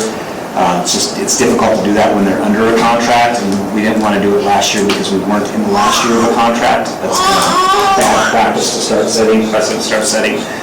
So basically right now, I just like to have a motion to go ahead and start negotiations with the paraprofessionals union. They want to do the consensus bargaining like we've done with the teachers union. So we don't necessarily have to have any trustee who wants to be part, or anybody from the community who wants to be part of those negotiations is more than welcome to in the consensus process, but we should still also have an official negotiating team on the board, so I have a group that I can communicate with as far as dates and those kind of things, and if they sometimes you get a curveball that I need some guidance on before I respond to them, so if we could get 3 trustees that are interested in taking the lead on that process of negotiations. Will this be a committee? Yes. Yeah. Then Pam has to assign it. Yes. Usually it's volunteer though, so. So I I'd like to accept a motion on opening negotiations with paraprofessionals and discuss the committee members directly following our vote. I'll move to open the negotiations with paraprofessionals and discuss negotiation committee. First from Sylvia, do I have a second? I'll second that. Thanks, Betty. First from Sylvia, second from Betty. Any more conversation about it? Discussion? All in favor? Aye. All opposed? Do I have volunteers to serve on this committee? I would like to help. Okay. I would like you to appoint me. Could you appoint me as well? You want to be appointed, you don't want to volunteer. Okay, so I have 3. Betty, Jamie, and Lacey have agreed to be appointed to the committee for negotiating with our paraprofessionals. Thank you. And I'll reach out to the 3 of you to see what dates work, and I'll probably talk to Lacey first and see, Lacey B first, just to see what That's going dates. to be confusing. What dates work for the pair reunion, and then I'll reach out to you guys with some possible dates, and times to get together and discuss some things. Good. Okay, then we need to talk about our policy updates. We have some changes to some policies and some policies that have just been deleted. Tobin, do you? I will just kind of go through the revisions, and you guys can kind of let me know if it matches what you recall from our conversation with Chris. Between he and I, one of us may have not made it correct. So this first one is 1,000 policy, legal status. All we did was update the name of the district, the Lockwood K-12. We talked about that. That's what our official title is under OPI, so we added that extra language. 1005 FE was the proficiency-based learning policy, and in that conversation we had talked about moving this to 2060. We thought it was a better fit in the 2000 series, which that's the group of policies we'll go through next. We cleaned up some of this language in here in terms of just to better explain what proficiency or standards-based grading is. Talking about the essential content, I actually had Andrea go through some of the language and clean it up a little bit as well too. Thanks for that. Any questions on that policy 1005 FE, which would now become 2060? 1110 is taking office. We had an error in our previous policy. I don't know if the law was updated or if we just made a mistake on that, but we took that from 25 days to 15 days for the certificate of election. 14. That change is just made to comply with law. Yep. 1400, we cleaned up some language on emergency meetings. This matches the new state law. Obviously, that was probably cleaned up following COVID. The amendment of emergency involving unforeseen destruction or impairment of school district policy that affects the health and safety of the students, or the trustee students, or district employees of the educational facility of the district. The board may take immediately. That waives the 48-hour rule in case of emergency, just expands what that is. And then it also clarifies that business transacted at these special meetings will be limited to what's stated in the notice of the meeting. Actually, I think that's already in there. I think they just struck these 2 lines here. Written notice. Or to the newspaper and radio, because we don't post our, that's kind of dated when districts would post to the newspapers.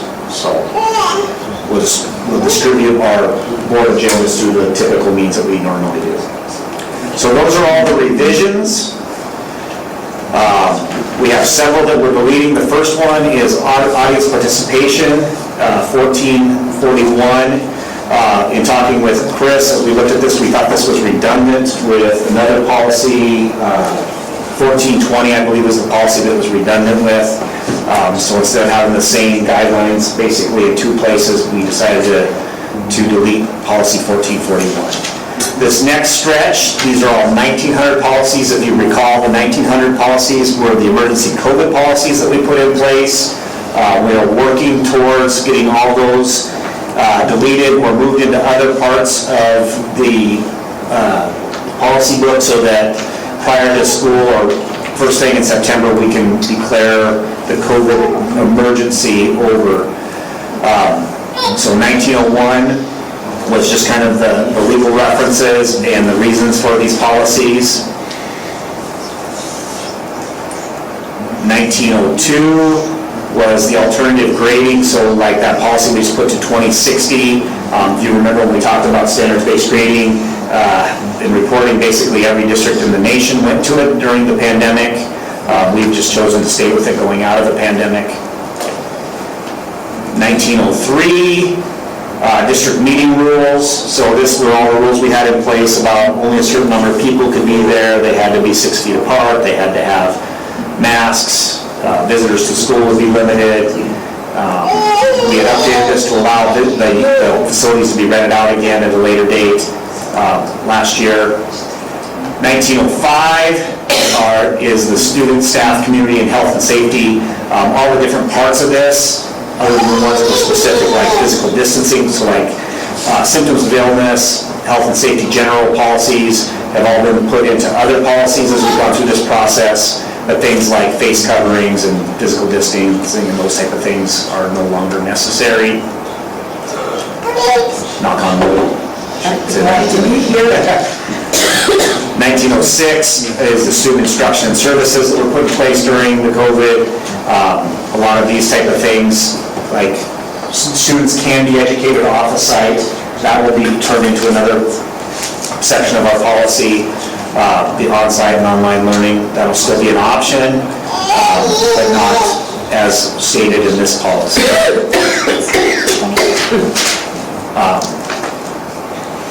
1907 was the declaration of emergency. 1910 was the personnel leave. We haven't decided if we will, I know the union has asked us about continuing to carry on the COVID leave bank. That's something we haven't really addressed yet at this point. This personal use of leave for COVID was based off of, and these two forms that are here, were based off of the federal leave that was put in place in the spring of 2020, which has actually been gone since the turn of that fiscal year, so since last July. 1911 is what gave us some budgeting flexibility to respond to the COVID pandemic and be able to have some flexibility within some of that budgeting. And then the last one is pre-kindergarten. If you recall during that work session, this policy, we've gotten a little bit into the 2000s as a start, but this policy was put in place when we had the STARS pre-K program. That was that grant we received from the state government, trying to get a statewide pre-K put in place. It was kind of a precursor to that. Of course, that all went away. It was during Bullock's last, so two sessions ago, that all went away. It was Bullock's pet project. It was. And what happened is we still continue our early kindergarten program, and we want to make sure that there's no confusion, because we'll probably be getting an audit on that program this year. So we want to make sure there's no confusion that we are offering any kind of preschool. We offer an early kindergarten program. The students that enroll as 4-year-olds are involved in the kindergarten curriculum. It's not a pre-K curriculum. So in talking with Chris, he felt like we should delete this policy as soon as possible. So that's why I added the 1-2000 policy in here as a deletion. Any discussion on these? Any comments from the?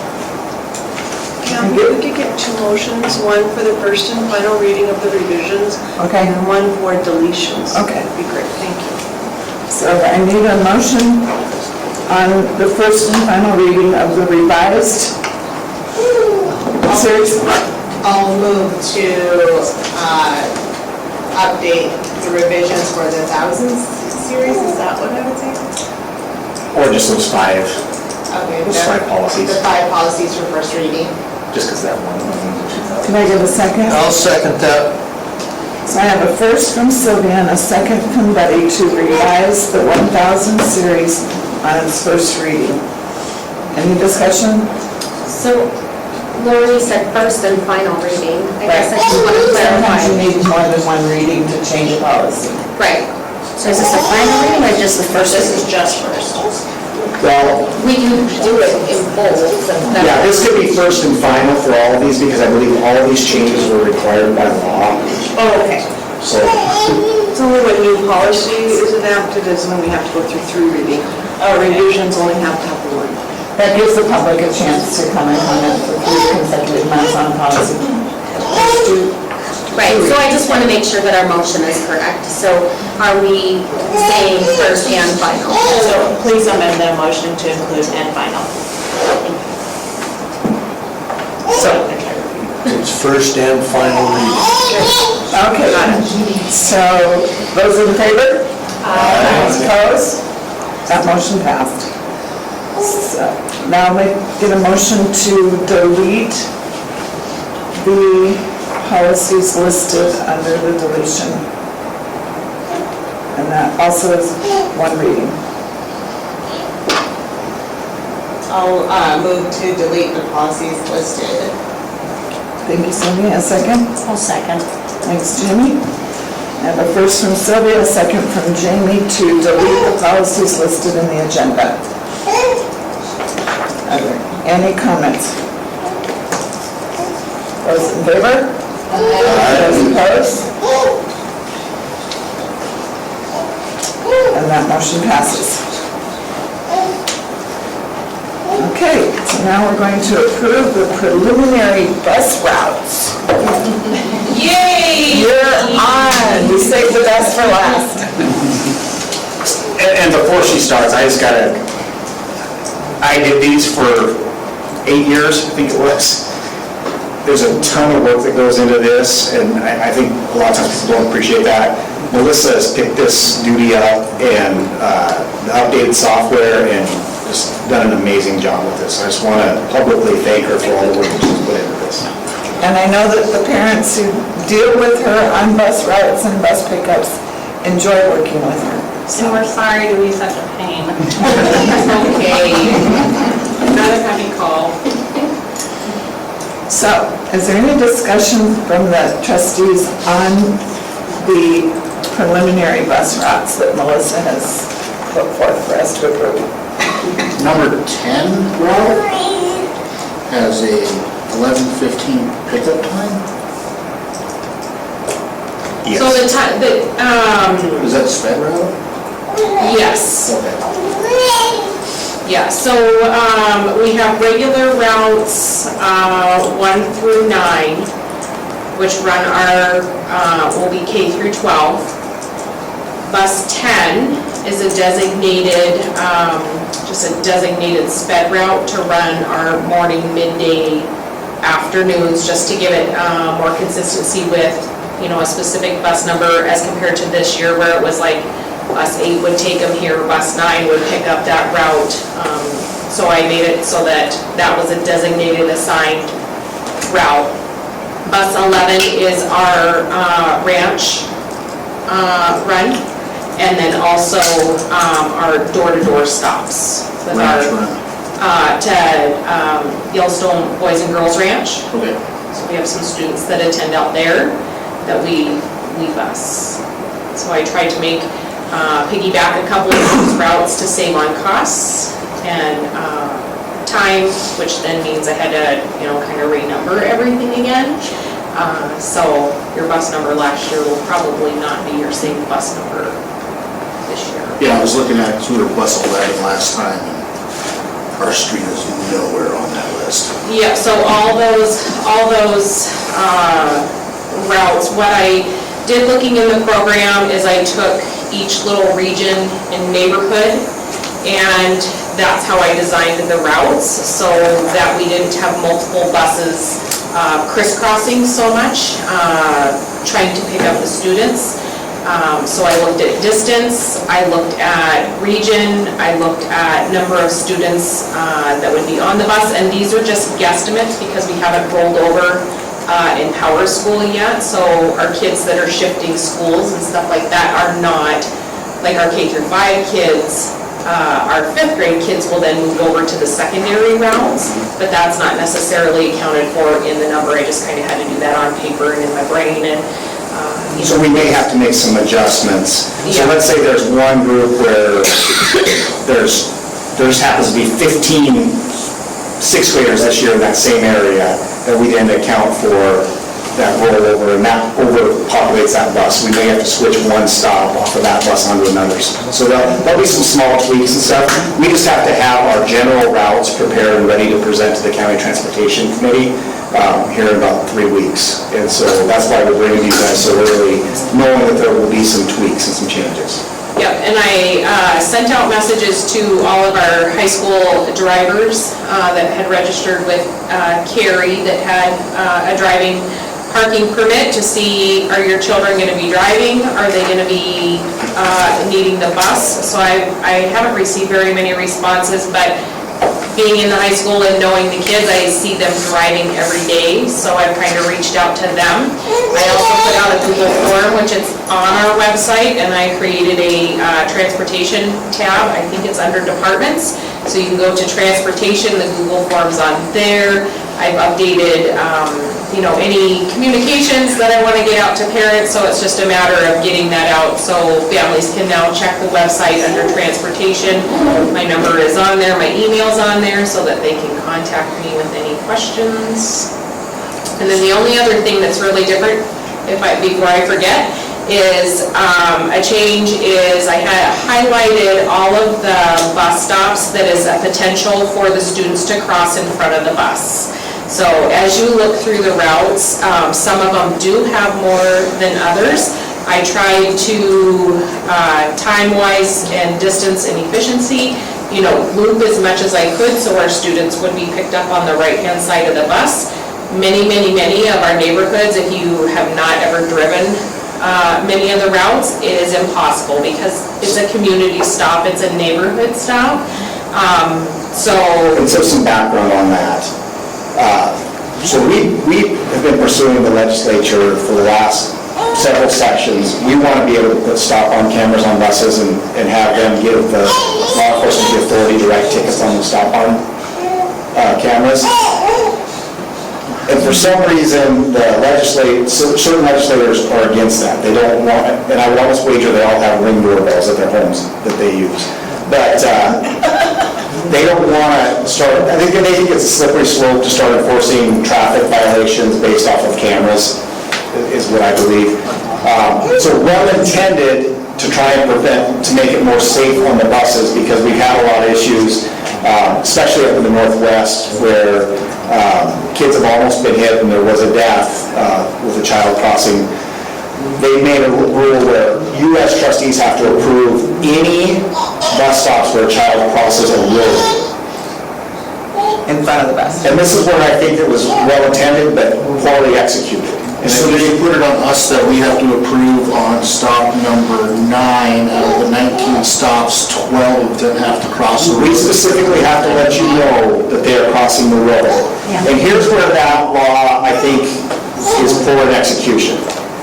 I agree that we should take an extra look at stops in areas where they're on Highway 87, they're on Johnson Lane, they're on Old Hardin Road.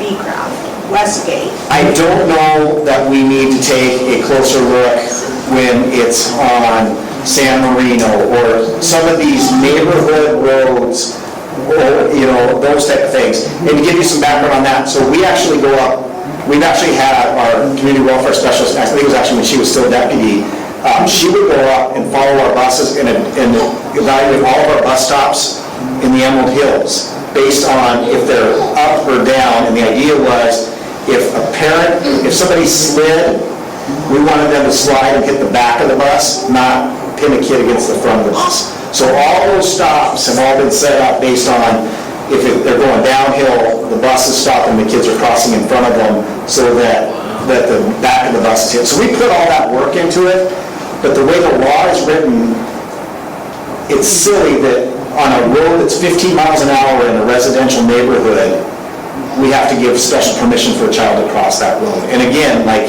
Melissa said, a lot of those, we're saying, we might not even have kids scheduled to cross the road on those right now, but the idea is, we don't want to have to come back and have you guys give special permission if somebody with children moves in at that stop, and now it's on the opposite side of El Molino instead of the side that we're already picking kids up on. So the legislature tried to help, and I think they just made things more complex. So I guess I'm a little concerned with, I mean, there are more roads than the ones that you listed, like Westgate Drive is a big craft.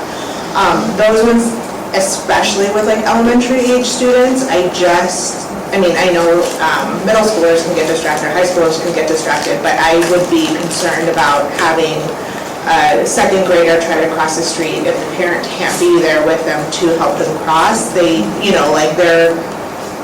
just don't necessarily have that skill set to be able to do that safely, no matter how much direction we might give them. And so that, I really struggle with that. And I guess I would rather have us be inefficient and safer than look for those efficiencies, especially in those just higher traffic areas. And I would add to, I don't know about even higher traffic areas, I mean, personal experience, our bus driver will pick up Sydney on the right side and take another child around the block and drop him off. And I know it's inefficient, but I mean, there's been multiple times, and we live in Sierra Estates, multiple times that our wonderful bus driver has had people pass her. So I think it's worth, I think we do a good job. I think it just might be worth taking another look at and focusing on more of the safety versus efficiency if we need to. Again, I see on here, Melissa, that my scenario is not highlighted. So, I don't know, my child crosses the street to go, unless this year her bus route changes, and she needs to walk down the street on the same street, but then she's 2 blocks away versus right in front of our house. So I think it's good, and I think it's come a long way, so please don't take this as criticism. I just know with, especially Highway 87, like you said, Tobin, that scares me on a coming to school basis, period. Now we got high school kids and other things, and as you mentioned, Sylvia, I just don't think our kids quite gather what it means to cross the street. So maybe some data, if we have it, like this is, our 3rd grader versus 2nd grader. I don't know. I don't really have any thoughts. I just want to make sure that I'm kind of, sharing my concern also with the crossing of the road scenarios. And thank you for the feedback. I will continue to, look at those and evaluate those. So as they sit right now, it's where our numbers and grade levels of kids are. So once we do our rollover and I can, then we get into that, then I will reevaluate to see, yep, we need to add another stop marked on there that they're crossing. Something else to keep into consideration is I was asked by the board last year to look at reducing routes and making them more efficient. So if we need to look at a different budget number, basically, everything we do comes down to money and that. So if it's decided that, I have approval to add another bus, I can absolutely do my very best to, reroute and take a lot of those off. I would just keep in mind that I do send out bus cards around the 1st to the 10th of August, so families have time to look and plan, and that is a bit of a process, so I work very well under crunch time. So if we're doing that, let's do it. But, just some things to keep in mind of if that's changes that you decide you would like made, then I guess out of all the streets that were named, the only ones I've seen so far that have any crossing are Westgate. All the ones that are highlighted in yellow, correct? Yeah, of the streets that we said that were concerning streets. And I'm happy, if you guys would like to sit down. There's gonna be I can yellow. I mean, there's not go gonna be stop by stop with you if you want, to kind of explain what the thought process is, how it runs. I can sit with you and go through every single route. There's no way possible that we're not gonna have kids crossing the road. Oh, I fully understand that. Yeah, no, I'm not asking for a 0% rate. I think it's just, I mean, looking at the routes, I feel like there's a lot, and maybe it's the same as last year. I don't know. There's less than last year? Less crossing of the road than last year? Just because of how the routes were formed. Okay. And there is a lot.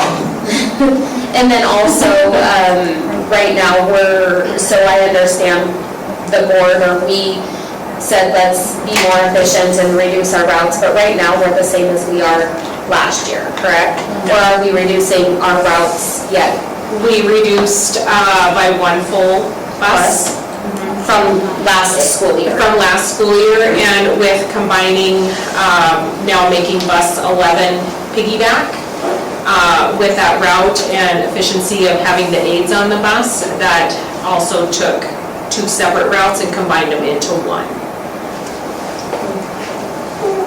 So we actually ran 13 buses last year, and we're running 11 this year.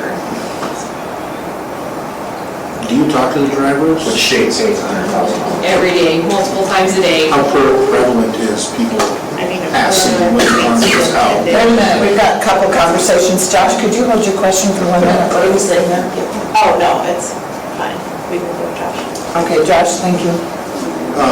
How prevalent is people passing when the arm is extended and eliminated? So the drivers will call in. I don't have a number to give you, and it's when they report it. So they call into our control. We try and get a description, get a hold of Deputy Heflin if we can. A lot of times, they don't have any information to give unless it's a repeat offender on a certain road. Then Deputy Heflin will go out and sit and follow the buses. It definitely happens. Try and have them write it up, because we're trying to collect information to, have some documentation for it. To get the legislature to pass the cameras. Yeah. And different counties have different philosophies on it. So like our county won't. They really won't. Unless an officer actually sees them, they won't write a ticket typically in Yellowstone County.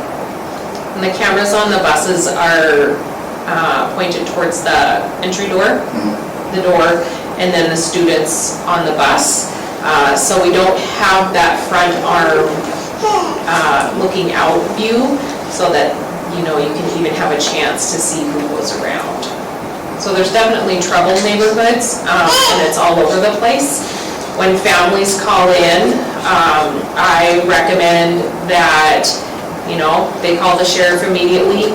If they can get a picture and a description, License plate that number. helps. License plate number.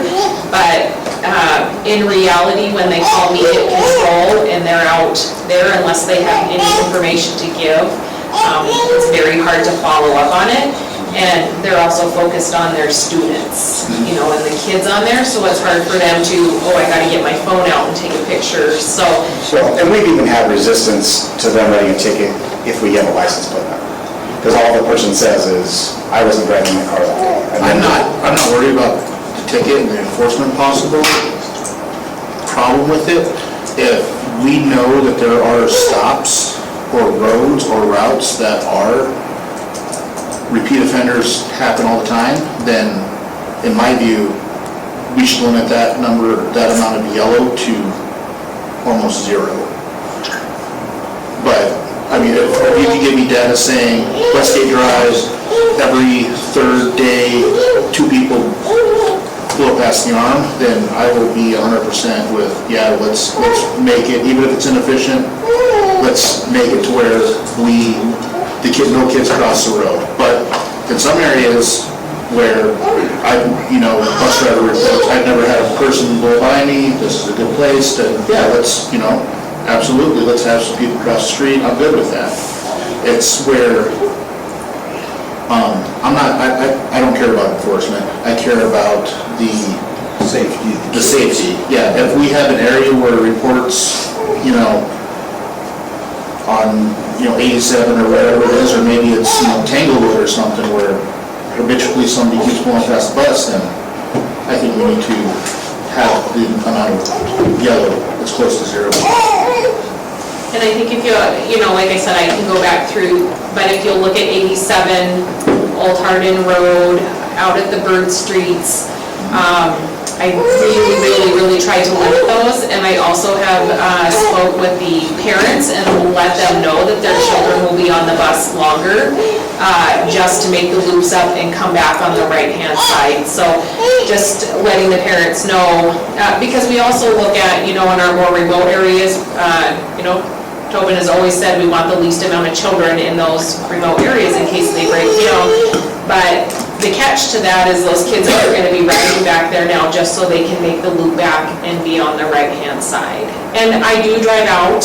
If I have a question about a stop, I go out and I check the stop out. Granted, it could not be at morning rush time or afternoon rush time, but I do go check out the stops if I have any, it looks one way on the map, but does the road really run that way? So I try and do my own footwork on it, just so that when I present it to you, you know that I've been there and I've looked, and I'm with you on, I want 100% nobody crossing, but, I started this process February 1st, and ended, June 29th when I sent it, so it took me that long to present this to you, so a lot of thought and work has gone into it.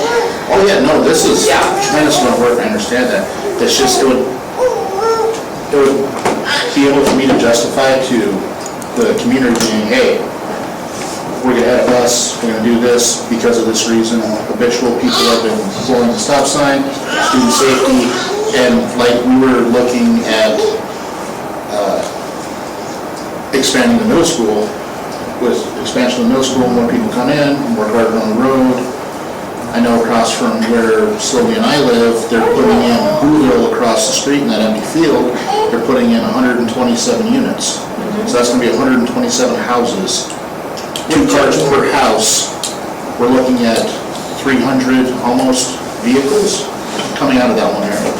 Yeah. So, And I guess my concern for trying to get, if our state superintendent struggles to not stop behind a bus, then I'm having a hard time imagining Johnny down the street is gonna be comfortable with us asking him to slow down and not drive around a bus. yes. So, And I think for student, on a couple of our buses for summer school, they are extending the arm, so They have to, by law, they have to extend. So, no, we'll have, is it 6 feet? Yeah, by law, they have to extend all the arms. That's So first student is working on extending the actual arm that comes out, even though it's pretty minimal. And yes. Kid whacker? No, it's longer. So it'll stick out further. Is it for this year, this coming year? Yeah, they've already started putting it on some of the buses, so I think it just depends on, how they move forward with that process and get it done in, a month and a half before school starts. So, but I know for student is working on, making those upgrades.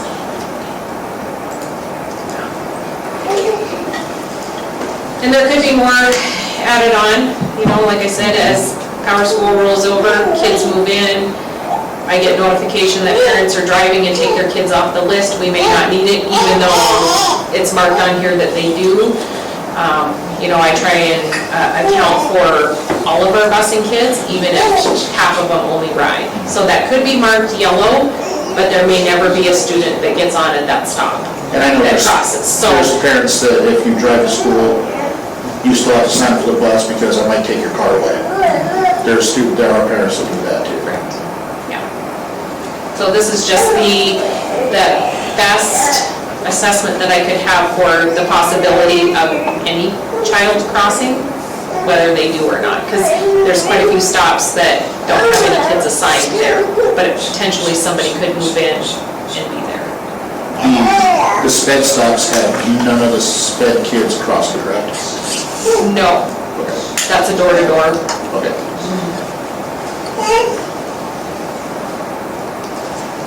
Thank you for your effort. Any other questions? Like I said, I can sit with you at any time. I have a question on the floor. Yeah. So, like last year, we live Forest Hills. We had a kid down the street that had to walk 1.3 miles.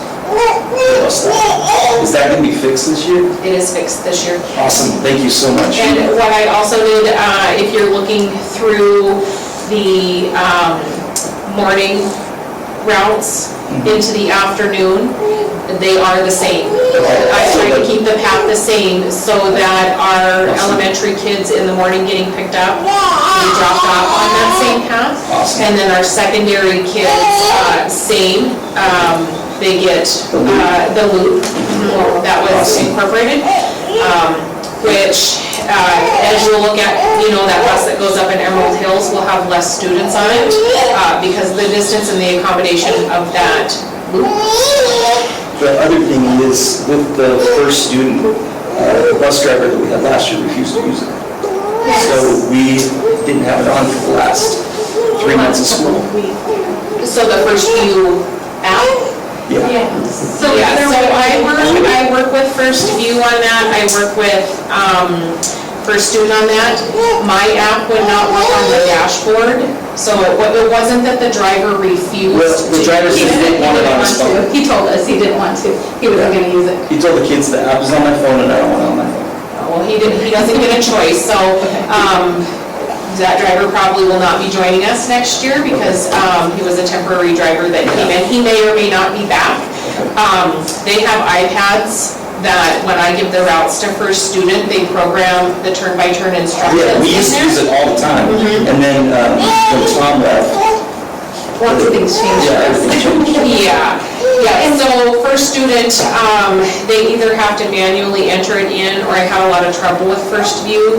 So when I would send them the routes, they were supposed to just download them in there, and then parents would be able to access it. This last year, I couldn't even pull it up on mine, and I was on with them daily trying to get it fixed. So ours were great until we got the substitute bus driver, and then he just wouldn't. He straight out told me, I don't want to use it, I'm not going to use it, I'll get here.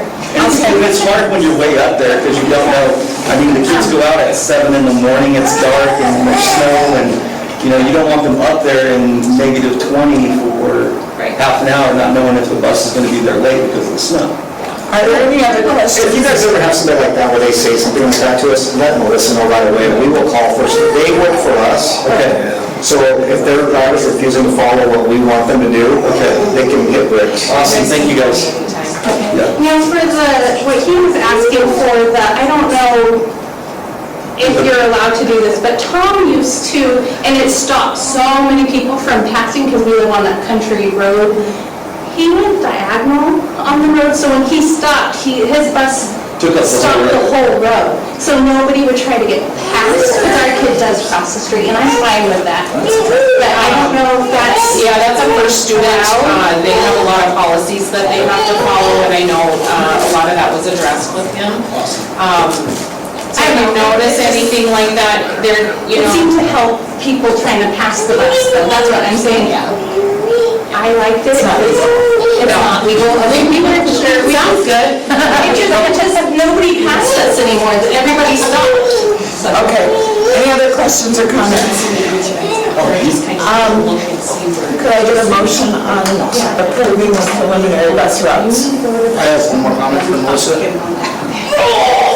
Melissa, for next year, if you get the drivers to write down, what routes are having trouble with people passing. Sure. And, what stop, things like that. Keep a log? Yeah, we just keep a spreadsheet. Yeah, I will. And then that way we can, when you come next year and you bring this to us, we can say, yep, that one's not gonna be yellow, or we can't have that one yellow, or Okay. things Thank you. I move we approve the preliminary bus routes.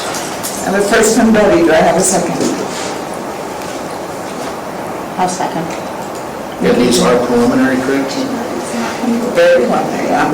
Yep. Is there any other discussion? When do these have to be submitted? 19th of July. 19th of July.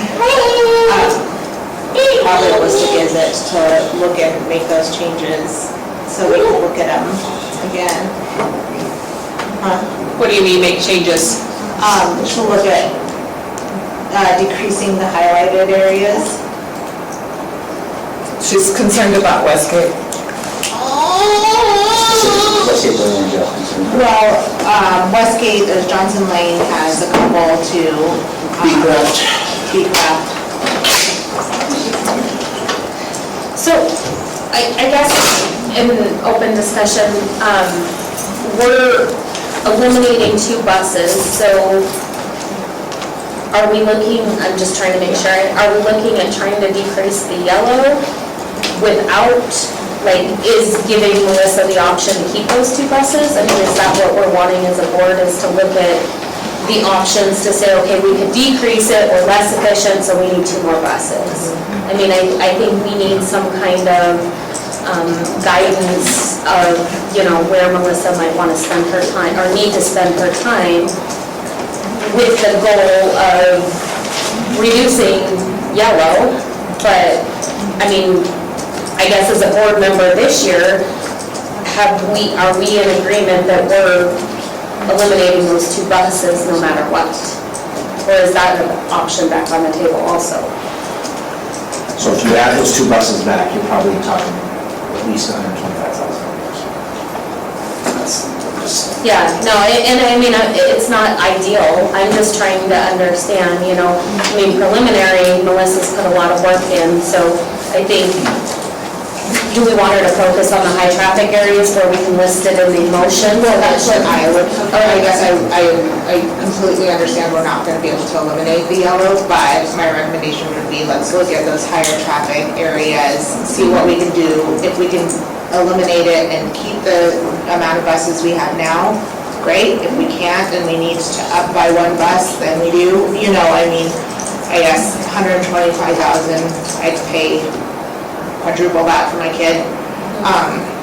So, if we can just be a little bit more proactive with that before rolling it out, I feel better, knowing that this is essentially our decision to say it's okay for the little kids to cross the street.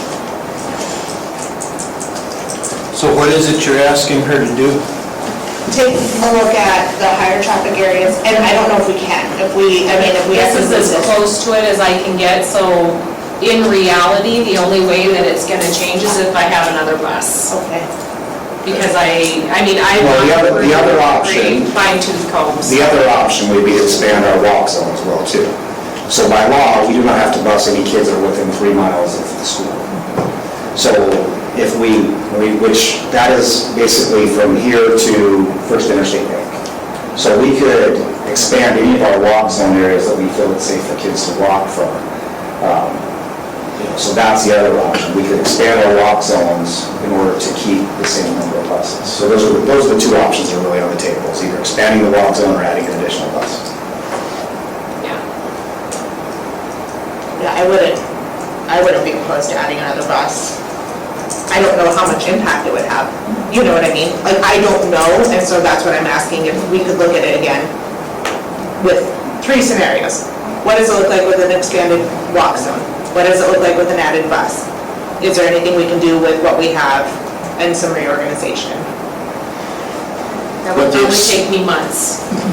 In reality, it would. To give you an accurate, what you were asking for, it's a bigger task than I think my time frame has. I'm totally willing to do that. I wouldn't be able to get it done in the time frame between now for you to make the August decision. Yeah. Okay. Does that make sense? Well, and, all I have to do is vote, so Well, but I want you to vote on, I can make it a bus and then just I vote. want it to be complete. Yeah. Or what you wanna vote If we literally cannot make it complete, then we have to vote on what we have, if that's being moved. Yeah, and these, if you guys discuss and vote and say add another bus, then I will spend the next 4 weeks, 3 weeks Less than that. redoing it. So, I mean, you guys are guiding me on what you want me to do. And that's why I asked for the more data for next year, so we can go back and say, hey, this is what happened here, this is an obvious issue area, we need more safety to impact, because I don't feel comfortable having kids walk more than 3 miles or 3 miles on 0 sidewalks. Yeah, there aren't any sidewalks from. So busing them is, in my view, one of the safest areas, but if she comes to me with more data saying, hey, Route 9 is a prolific passing area for my school buses, I need another bus to do the safety, 100%, I'll raise my hand and vote for that every day, if she can bring me the data. That's why I made that point. But I'm not gonna have kids walk farther out on less sidewalks and in snow area. I mean, they don't have our grounds crews plowing areas to be safe. Yeah, Josh, I think your request is good, and I would agree, and data is always my favorite, my favorite thing to look at. I still am kind of stuck on this, that we eliminated 2 buses, and I'm hearing you say, Melissa, if we gave you 1 bus back, you could eliminate some of the risk, not all of it. I know we'll never get to that point, and so that brings up, I know 2 buses, $125,000, but adding 1 bus is $55,000. But is she gonna put the bus in the right route? Is she gonna put the... Well, I would have to basically tear them apart and put them back together real quick.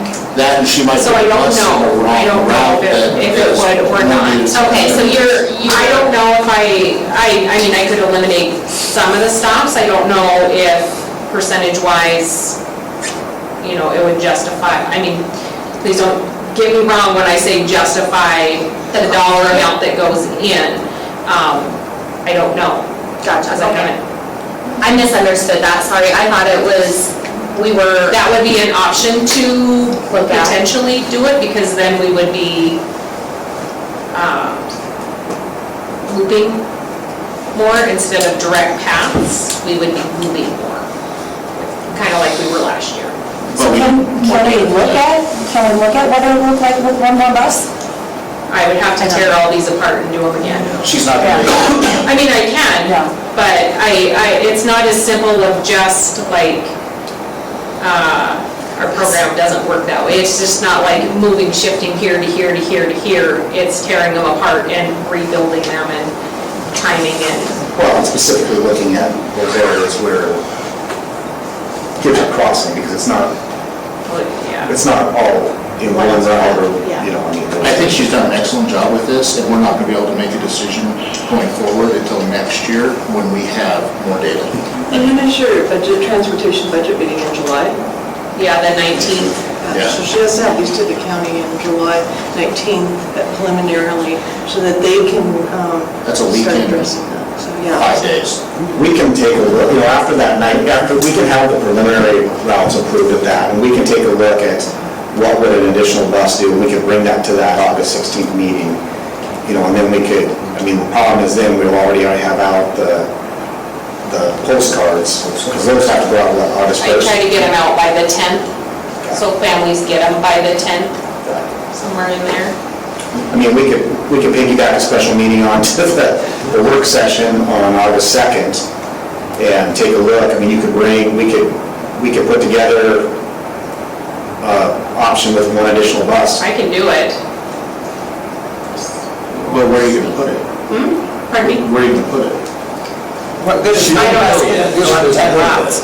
I know, but then she's gonna go and do all this work, and then we're gonna go, nah, we're good.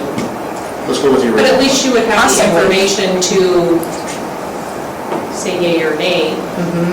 And then your needs would be, or your concerns would be Yeah, I mean, I'm kind of along the lines of I'm good with the preliminary, and I think that data and moving forward, it's something to keep in our mind and continue to strive towards, looking at that. I by no means am demanding and think that this should be done in the next month before school starts. I'm with Josh of, let's approve this, let's do this, and let's continue to evaluate every year how we can make sure our kids are safe, so.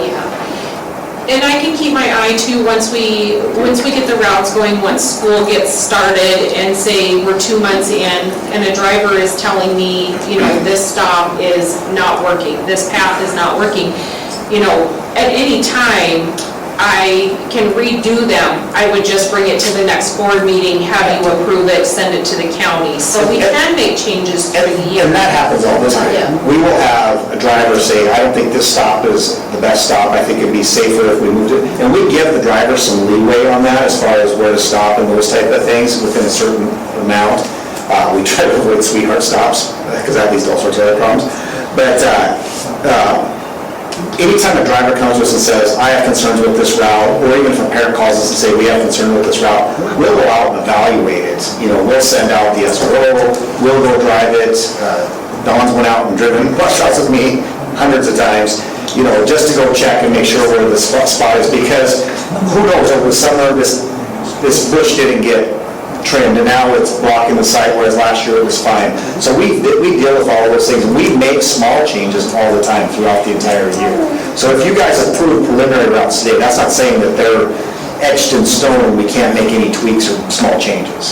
Because we do change throughout the year, and then, like I said, that's when I bring it to you guys at another board meeting to make an adjustment, because in reality, any change that's over a mile difference, then we go through this process with that route again. And then the county transportation has to vote on it and things like that. So, like I said before, if you want to sit down, I can go through the stops with you, just so you know it, and it's fine. And then just remember on these preliminary, I added stops in that potentially kids could be at. So even if we're looking, so I'll use your Westgate one just as an example. There may not ever be any kids assigned there, but I put it in there just in case, because there are neighborhoods and a family there in case they move in, then we're not adding stops on and then doing the approval process, so. Yeah, there's a housing development, 170 houses. I'm in all the data. neighborhood, we're gonna have. Data next year, we can have a conversation again, and I look forward to it. I'm number 3. Okay. I'm sorry, Josh, I missed your comment. I said data, I'm numbers driven. Next year, I look forward to a better conversation with more data. You can breathe again. Oh, I've been breathing the whole time. Yeah, I really appreciate the work you put into it, Melissa.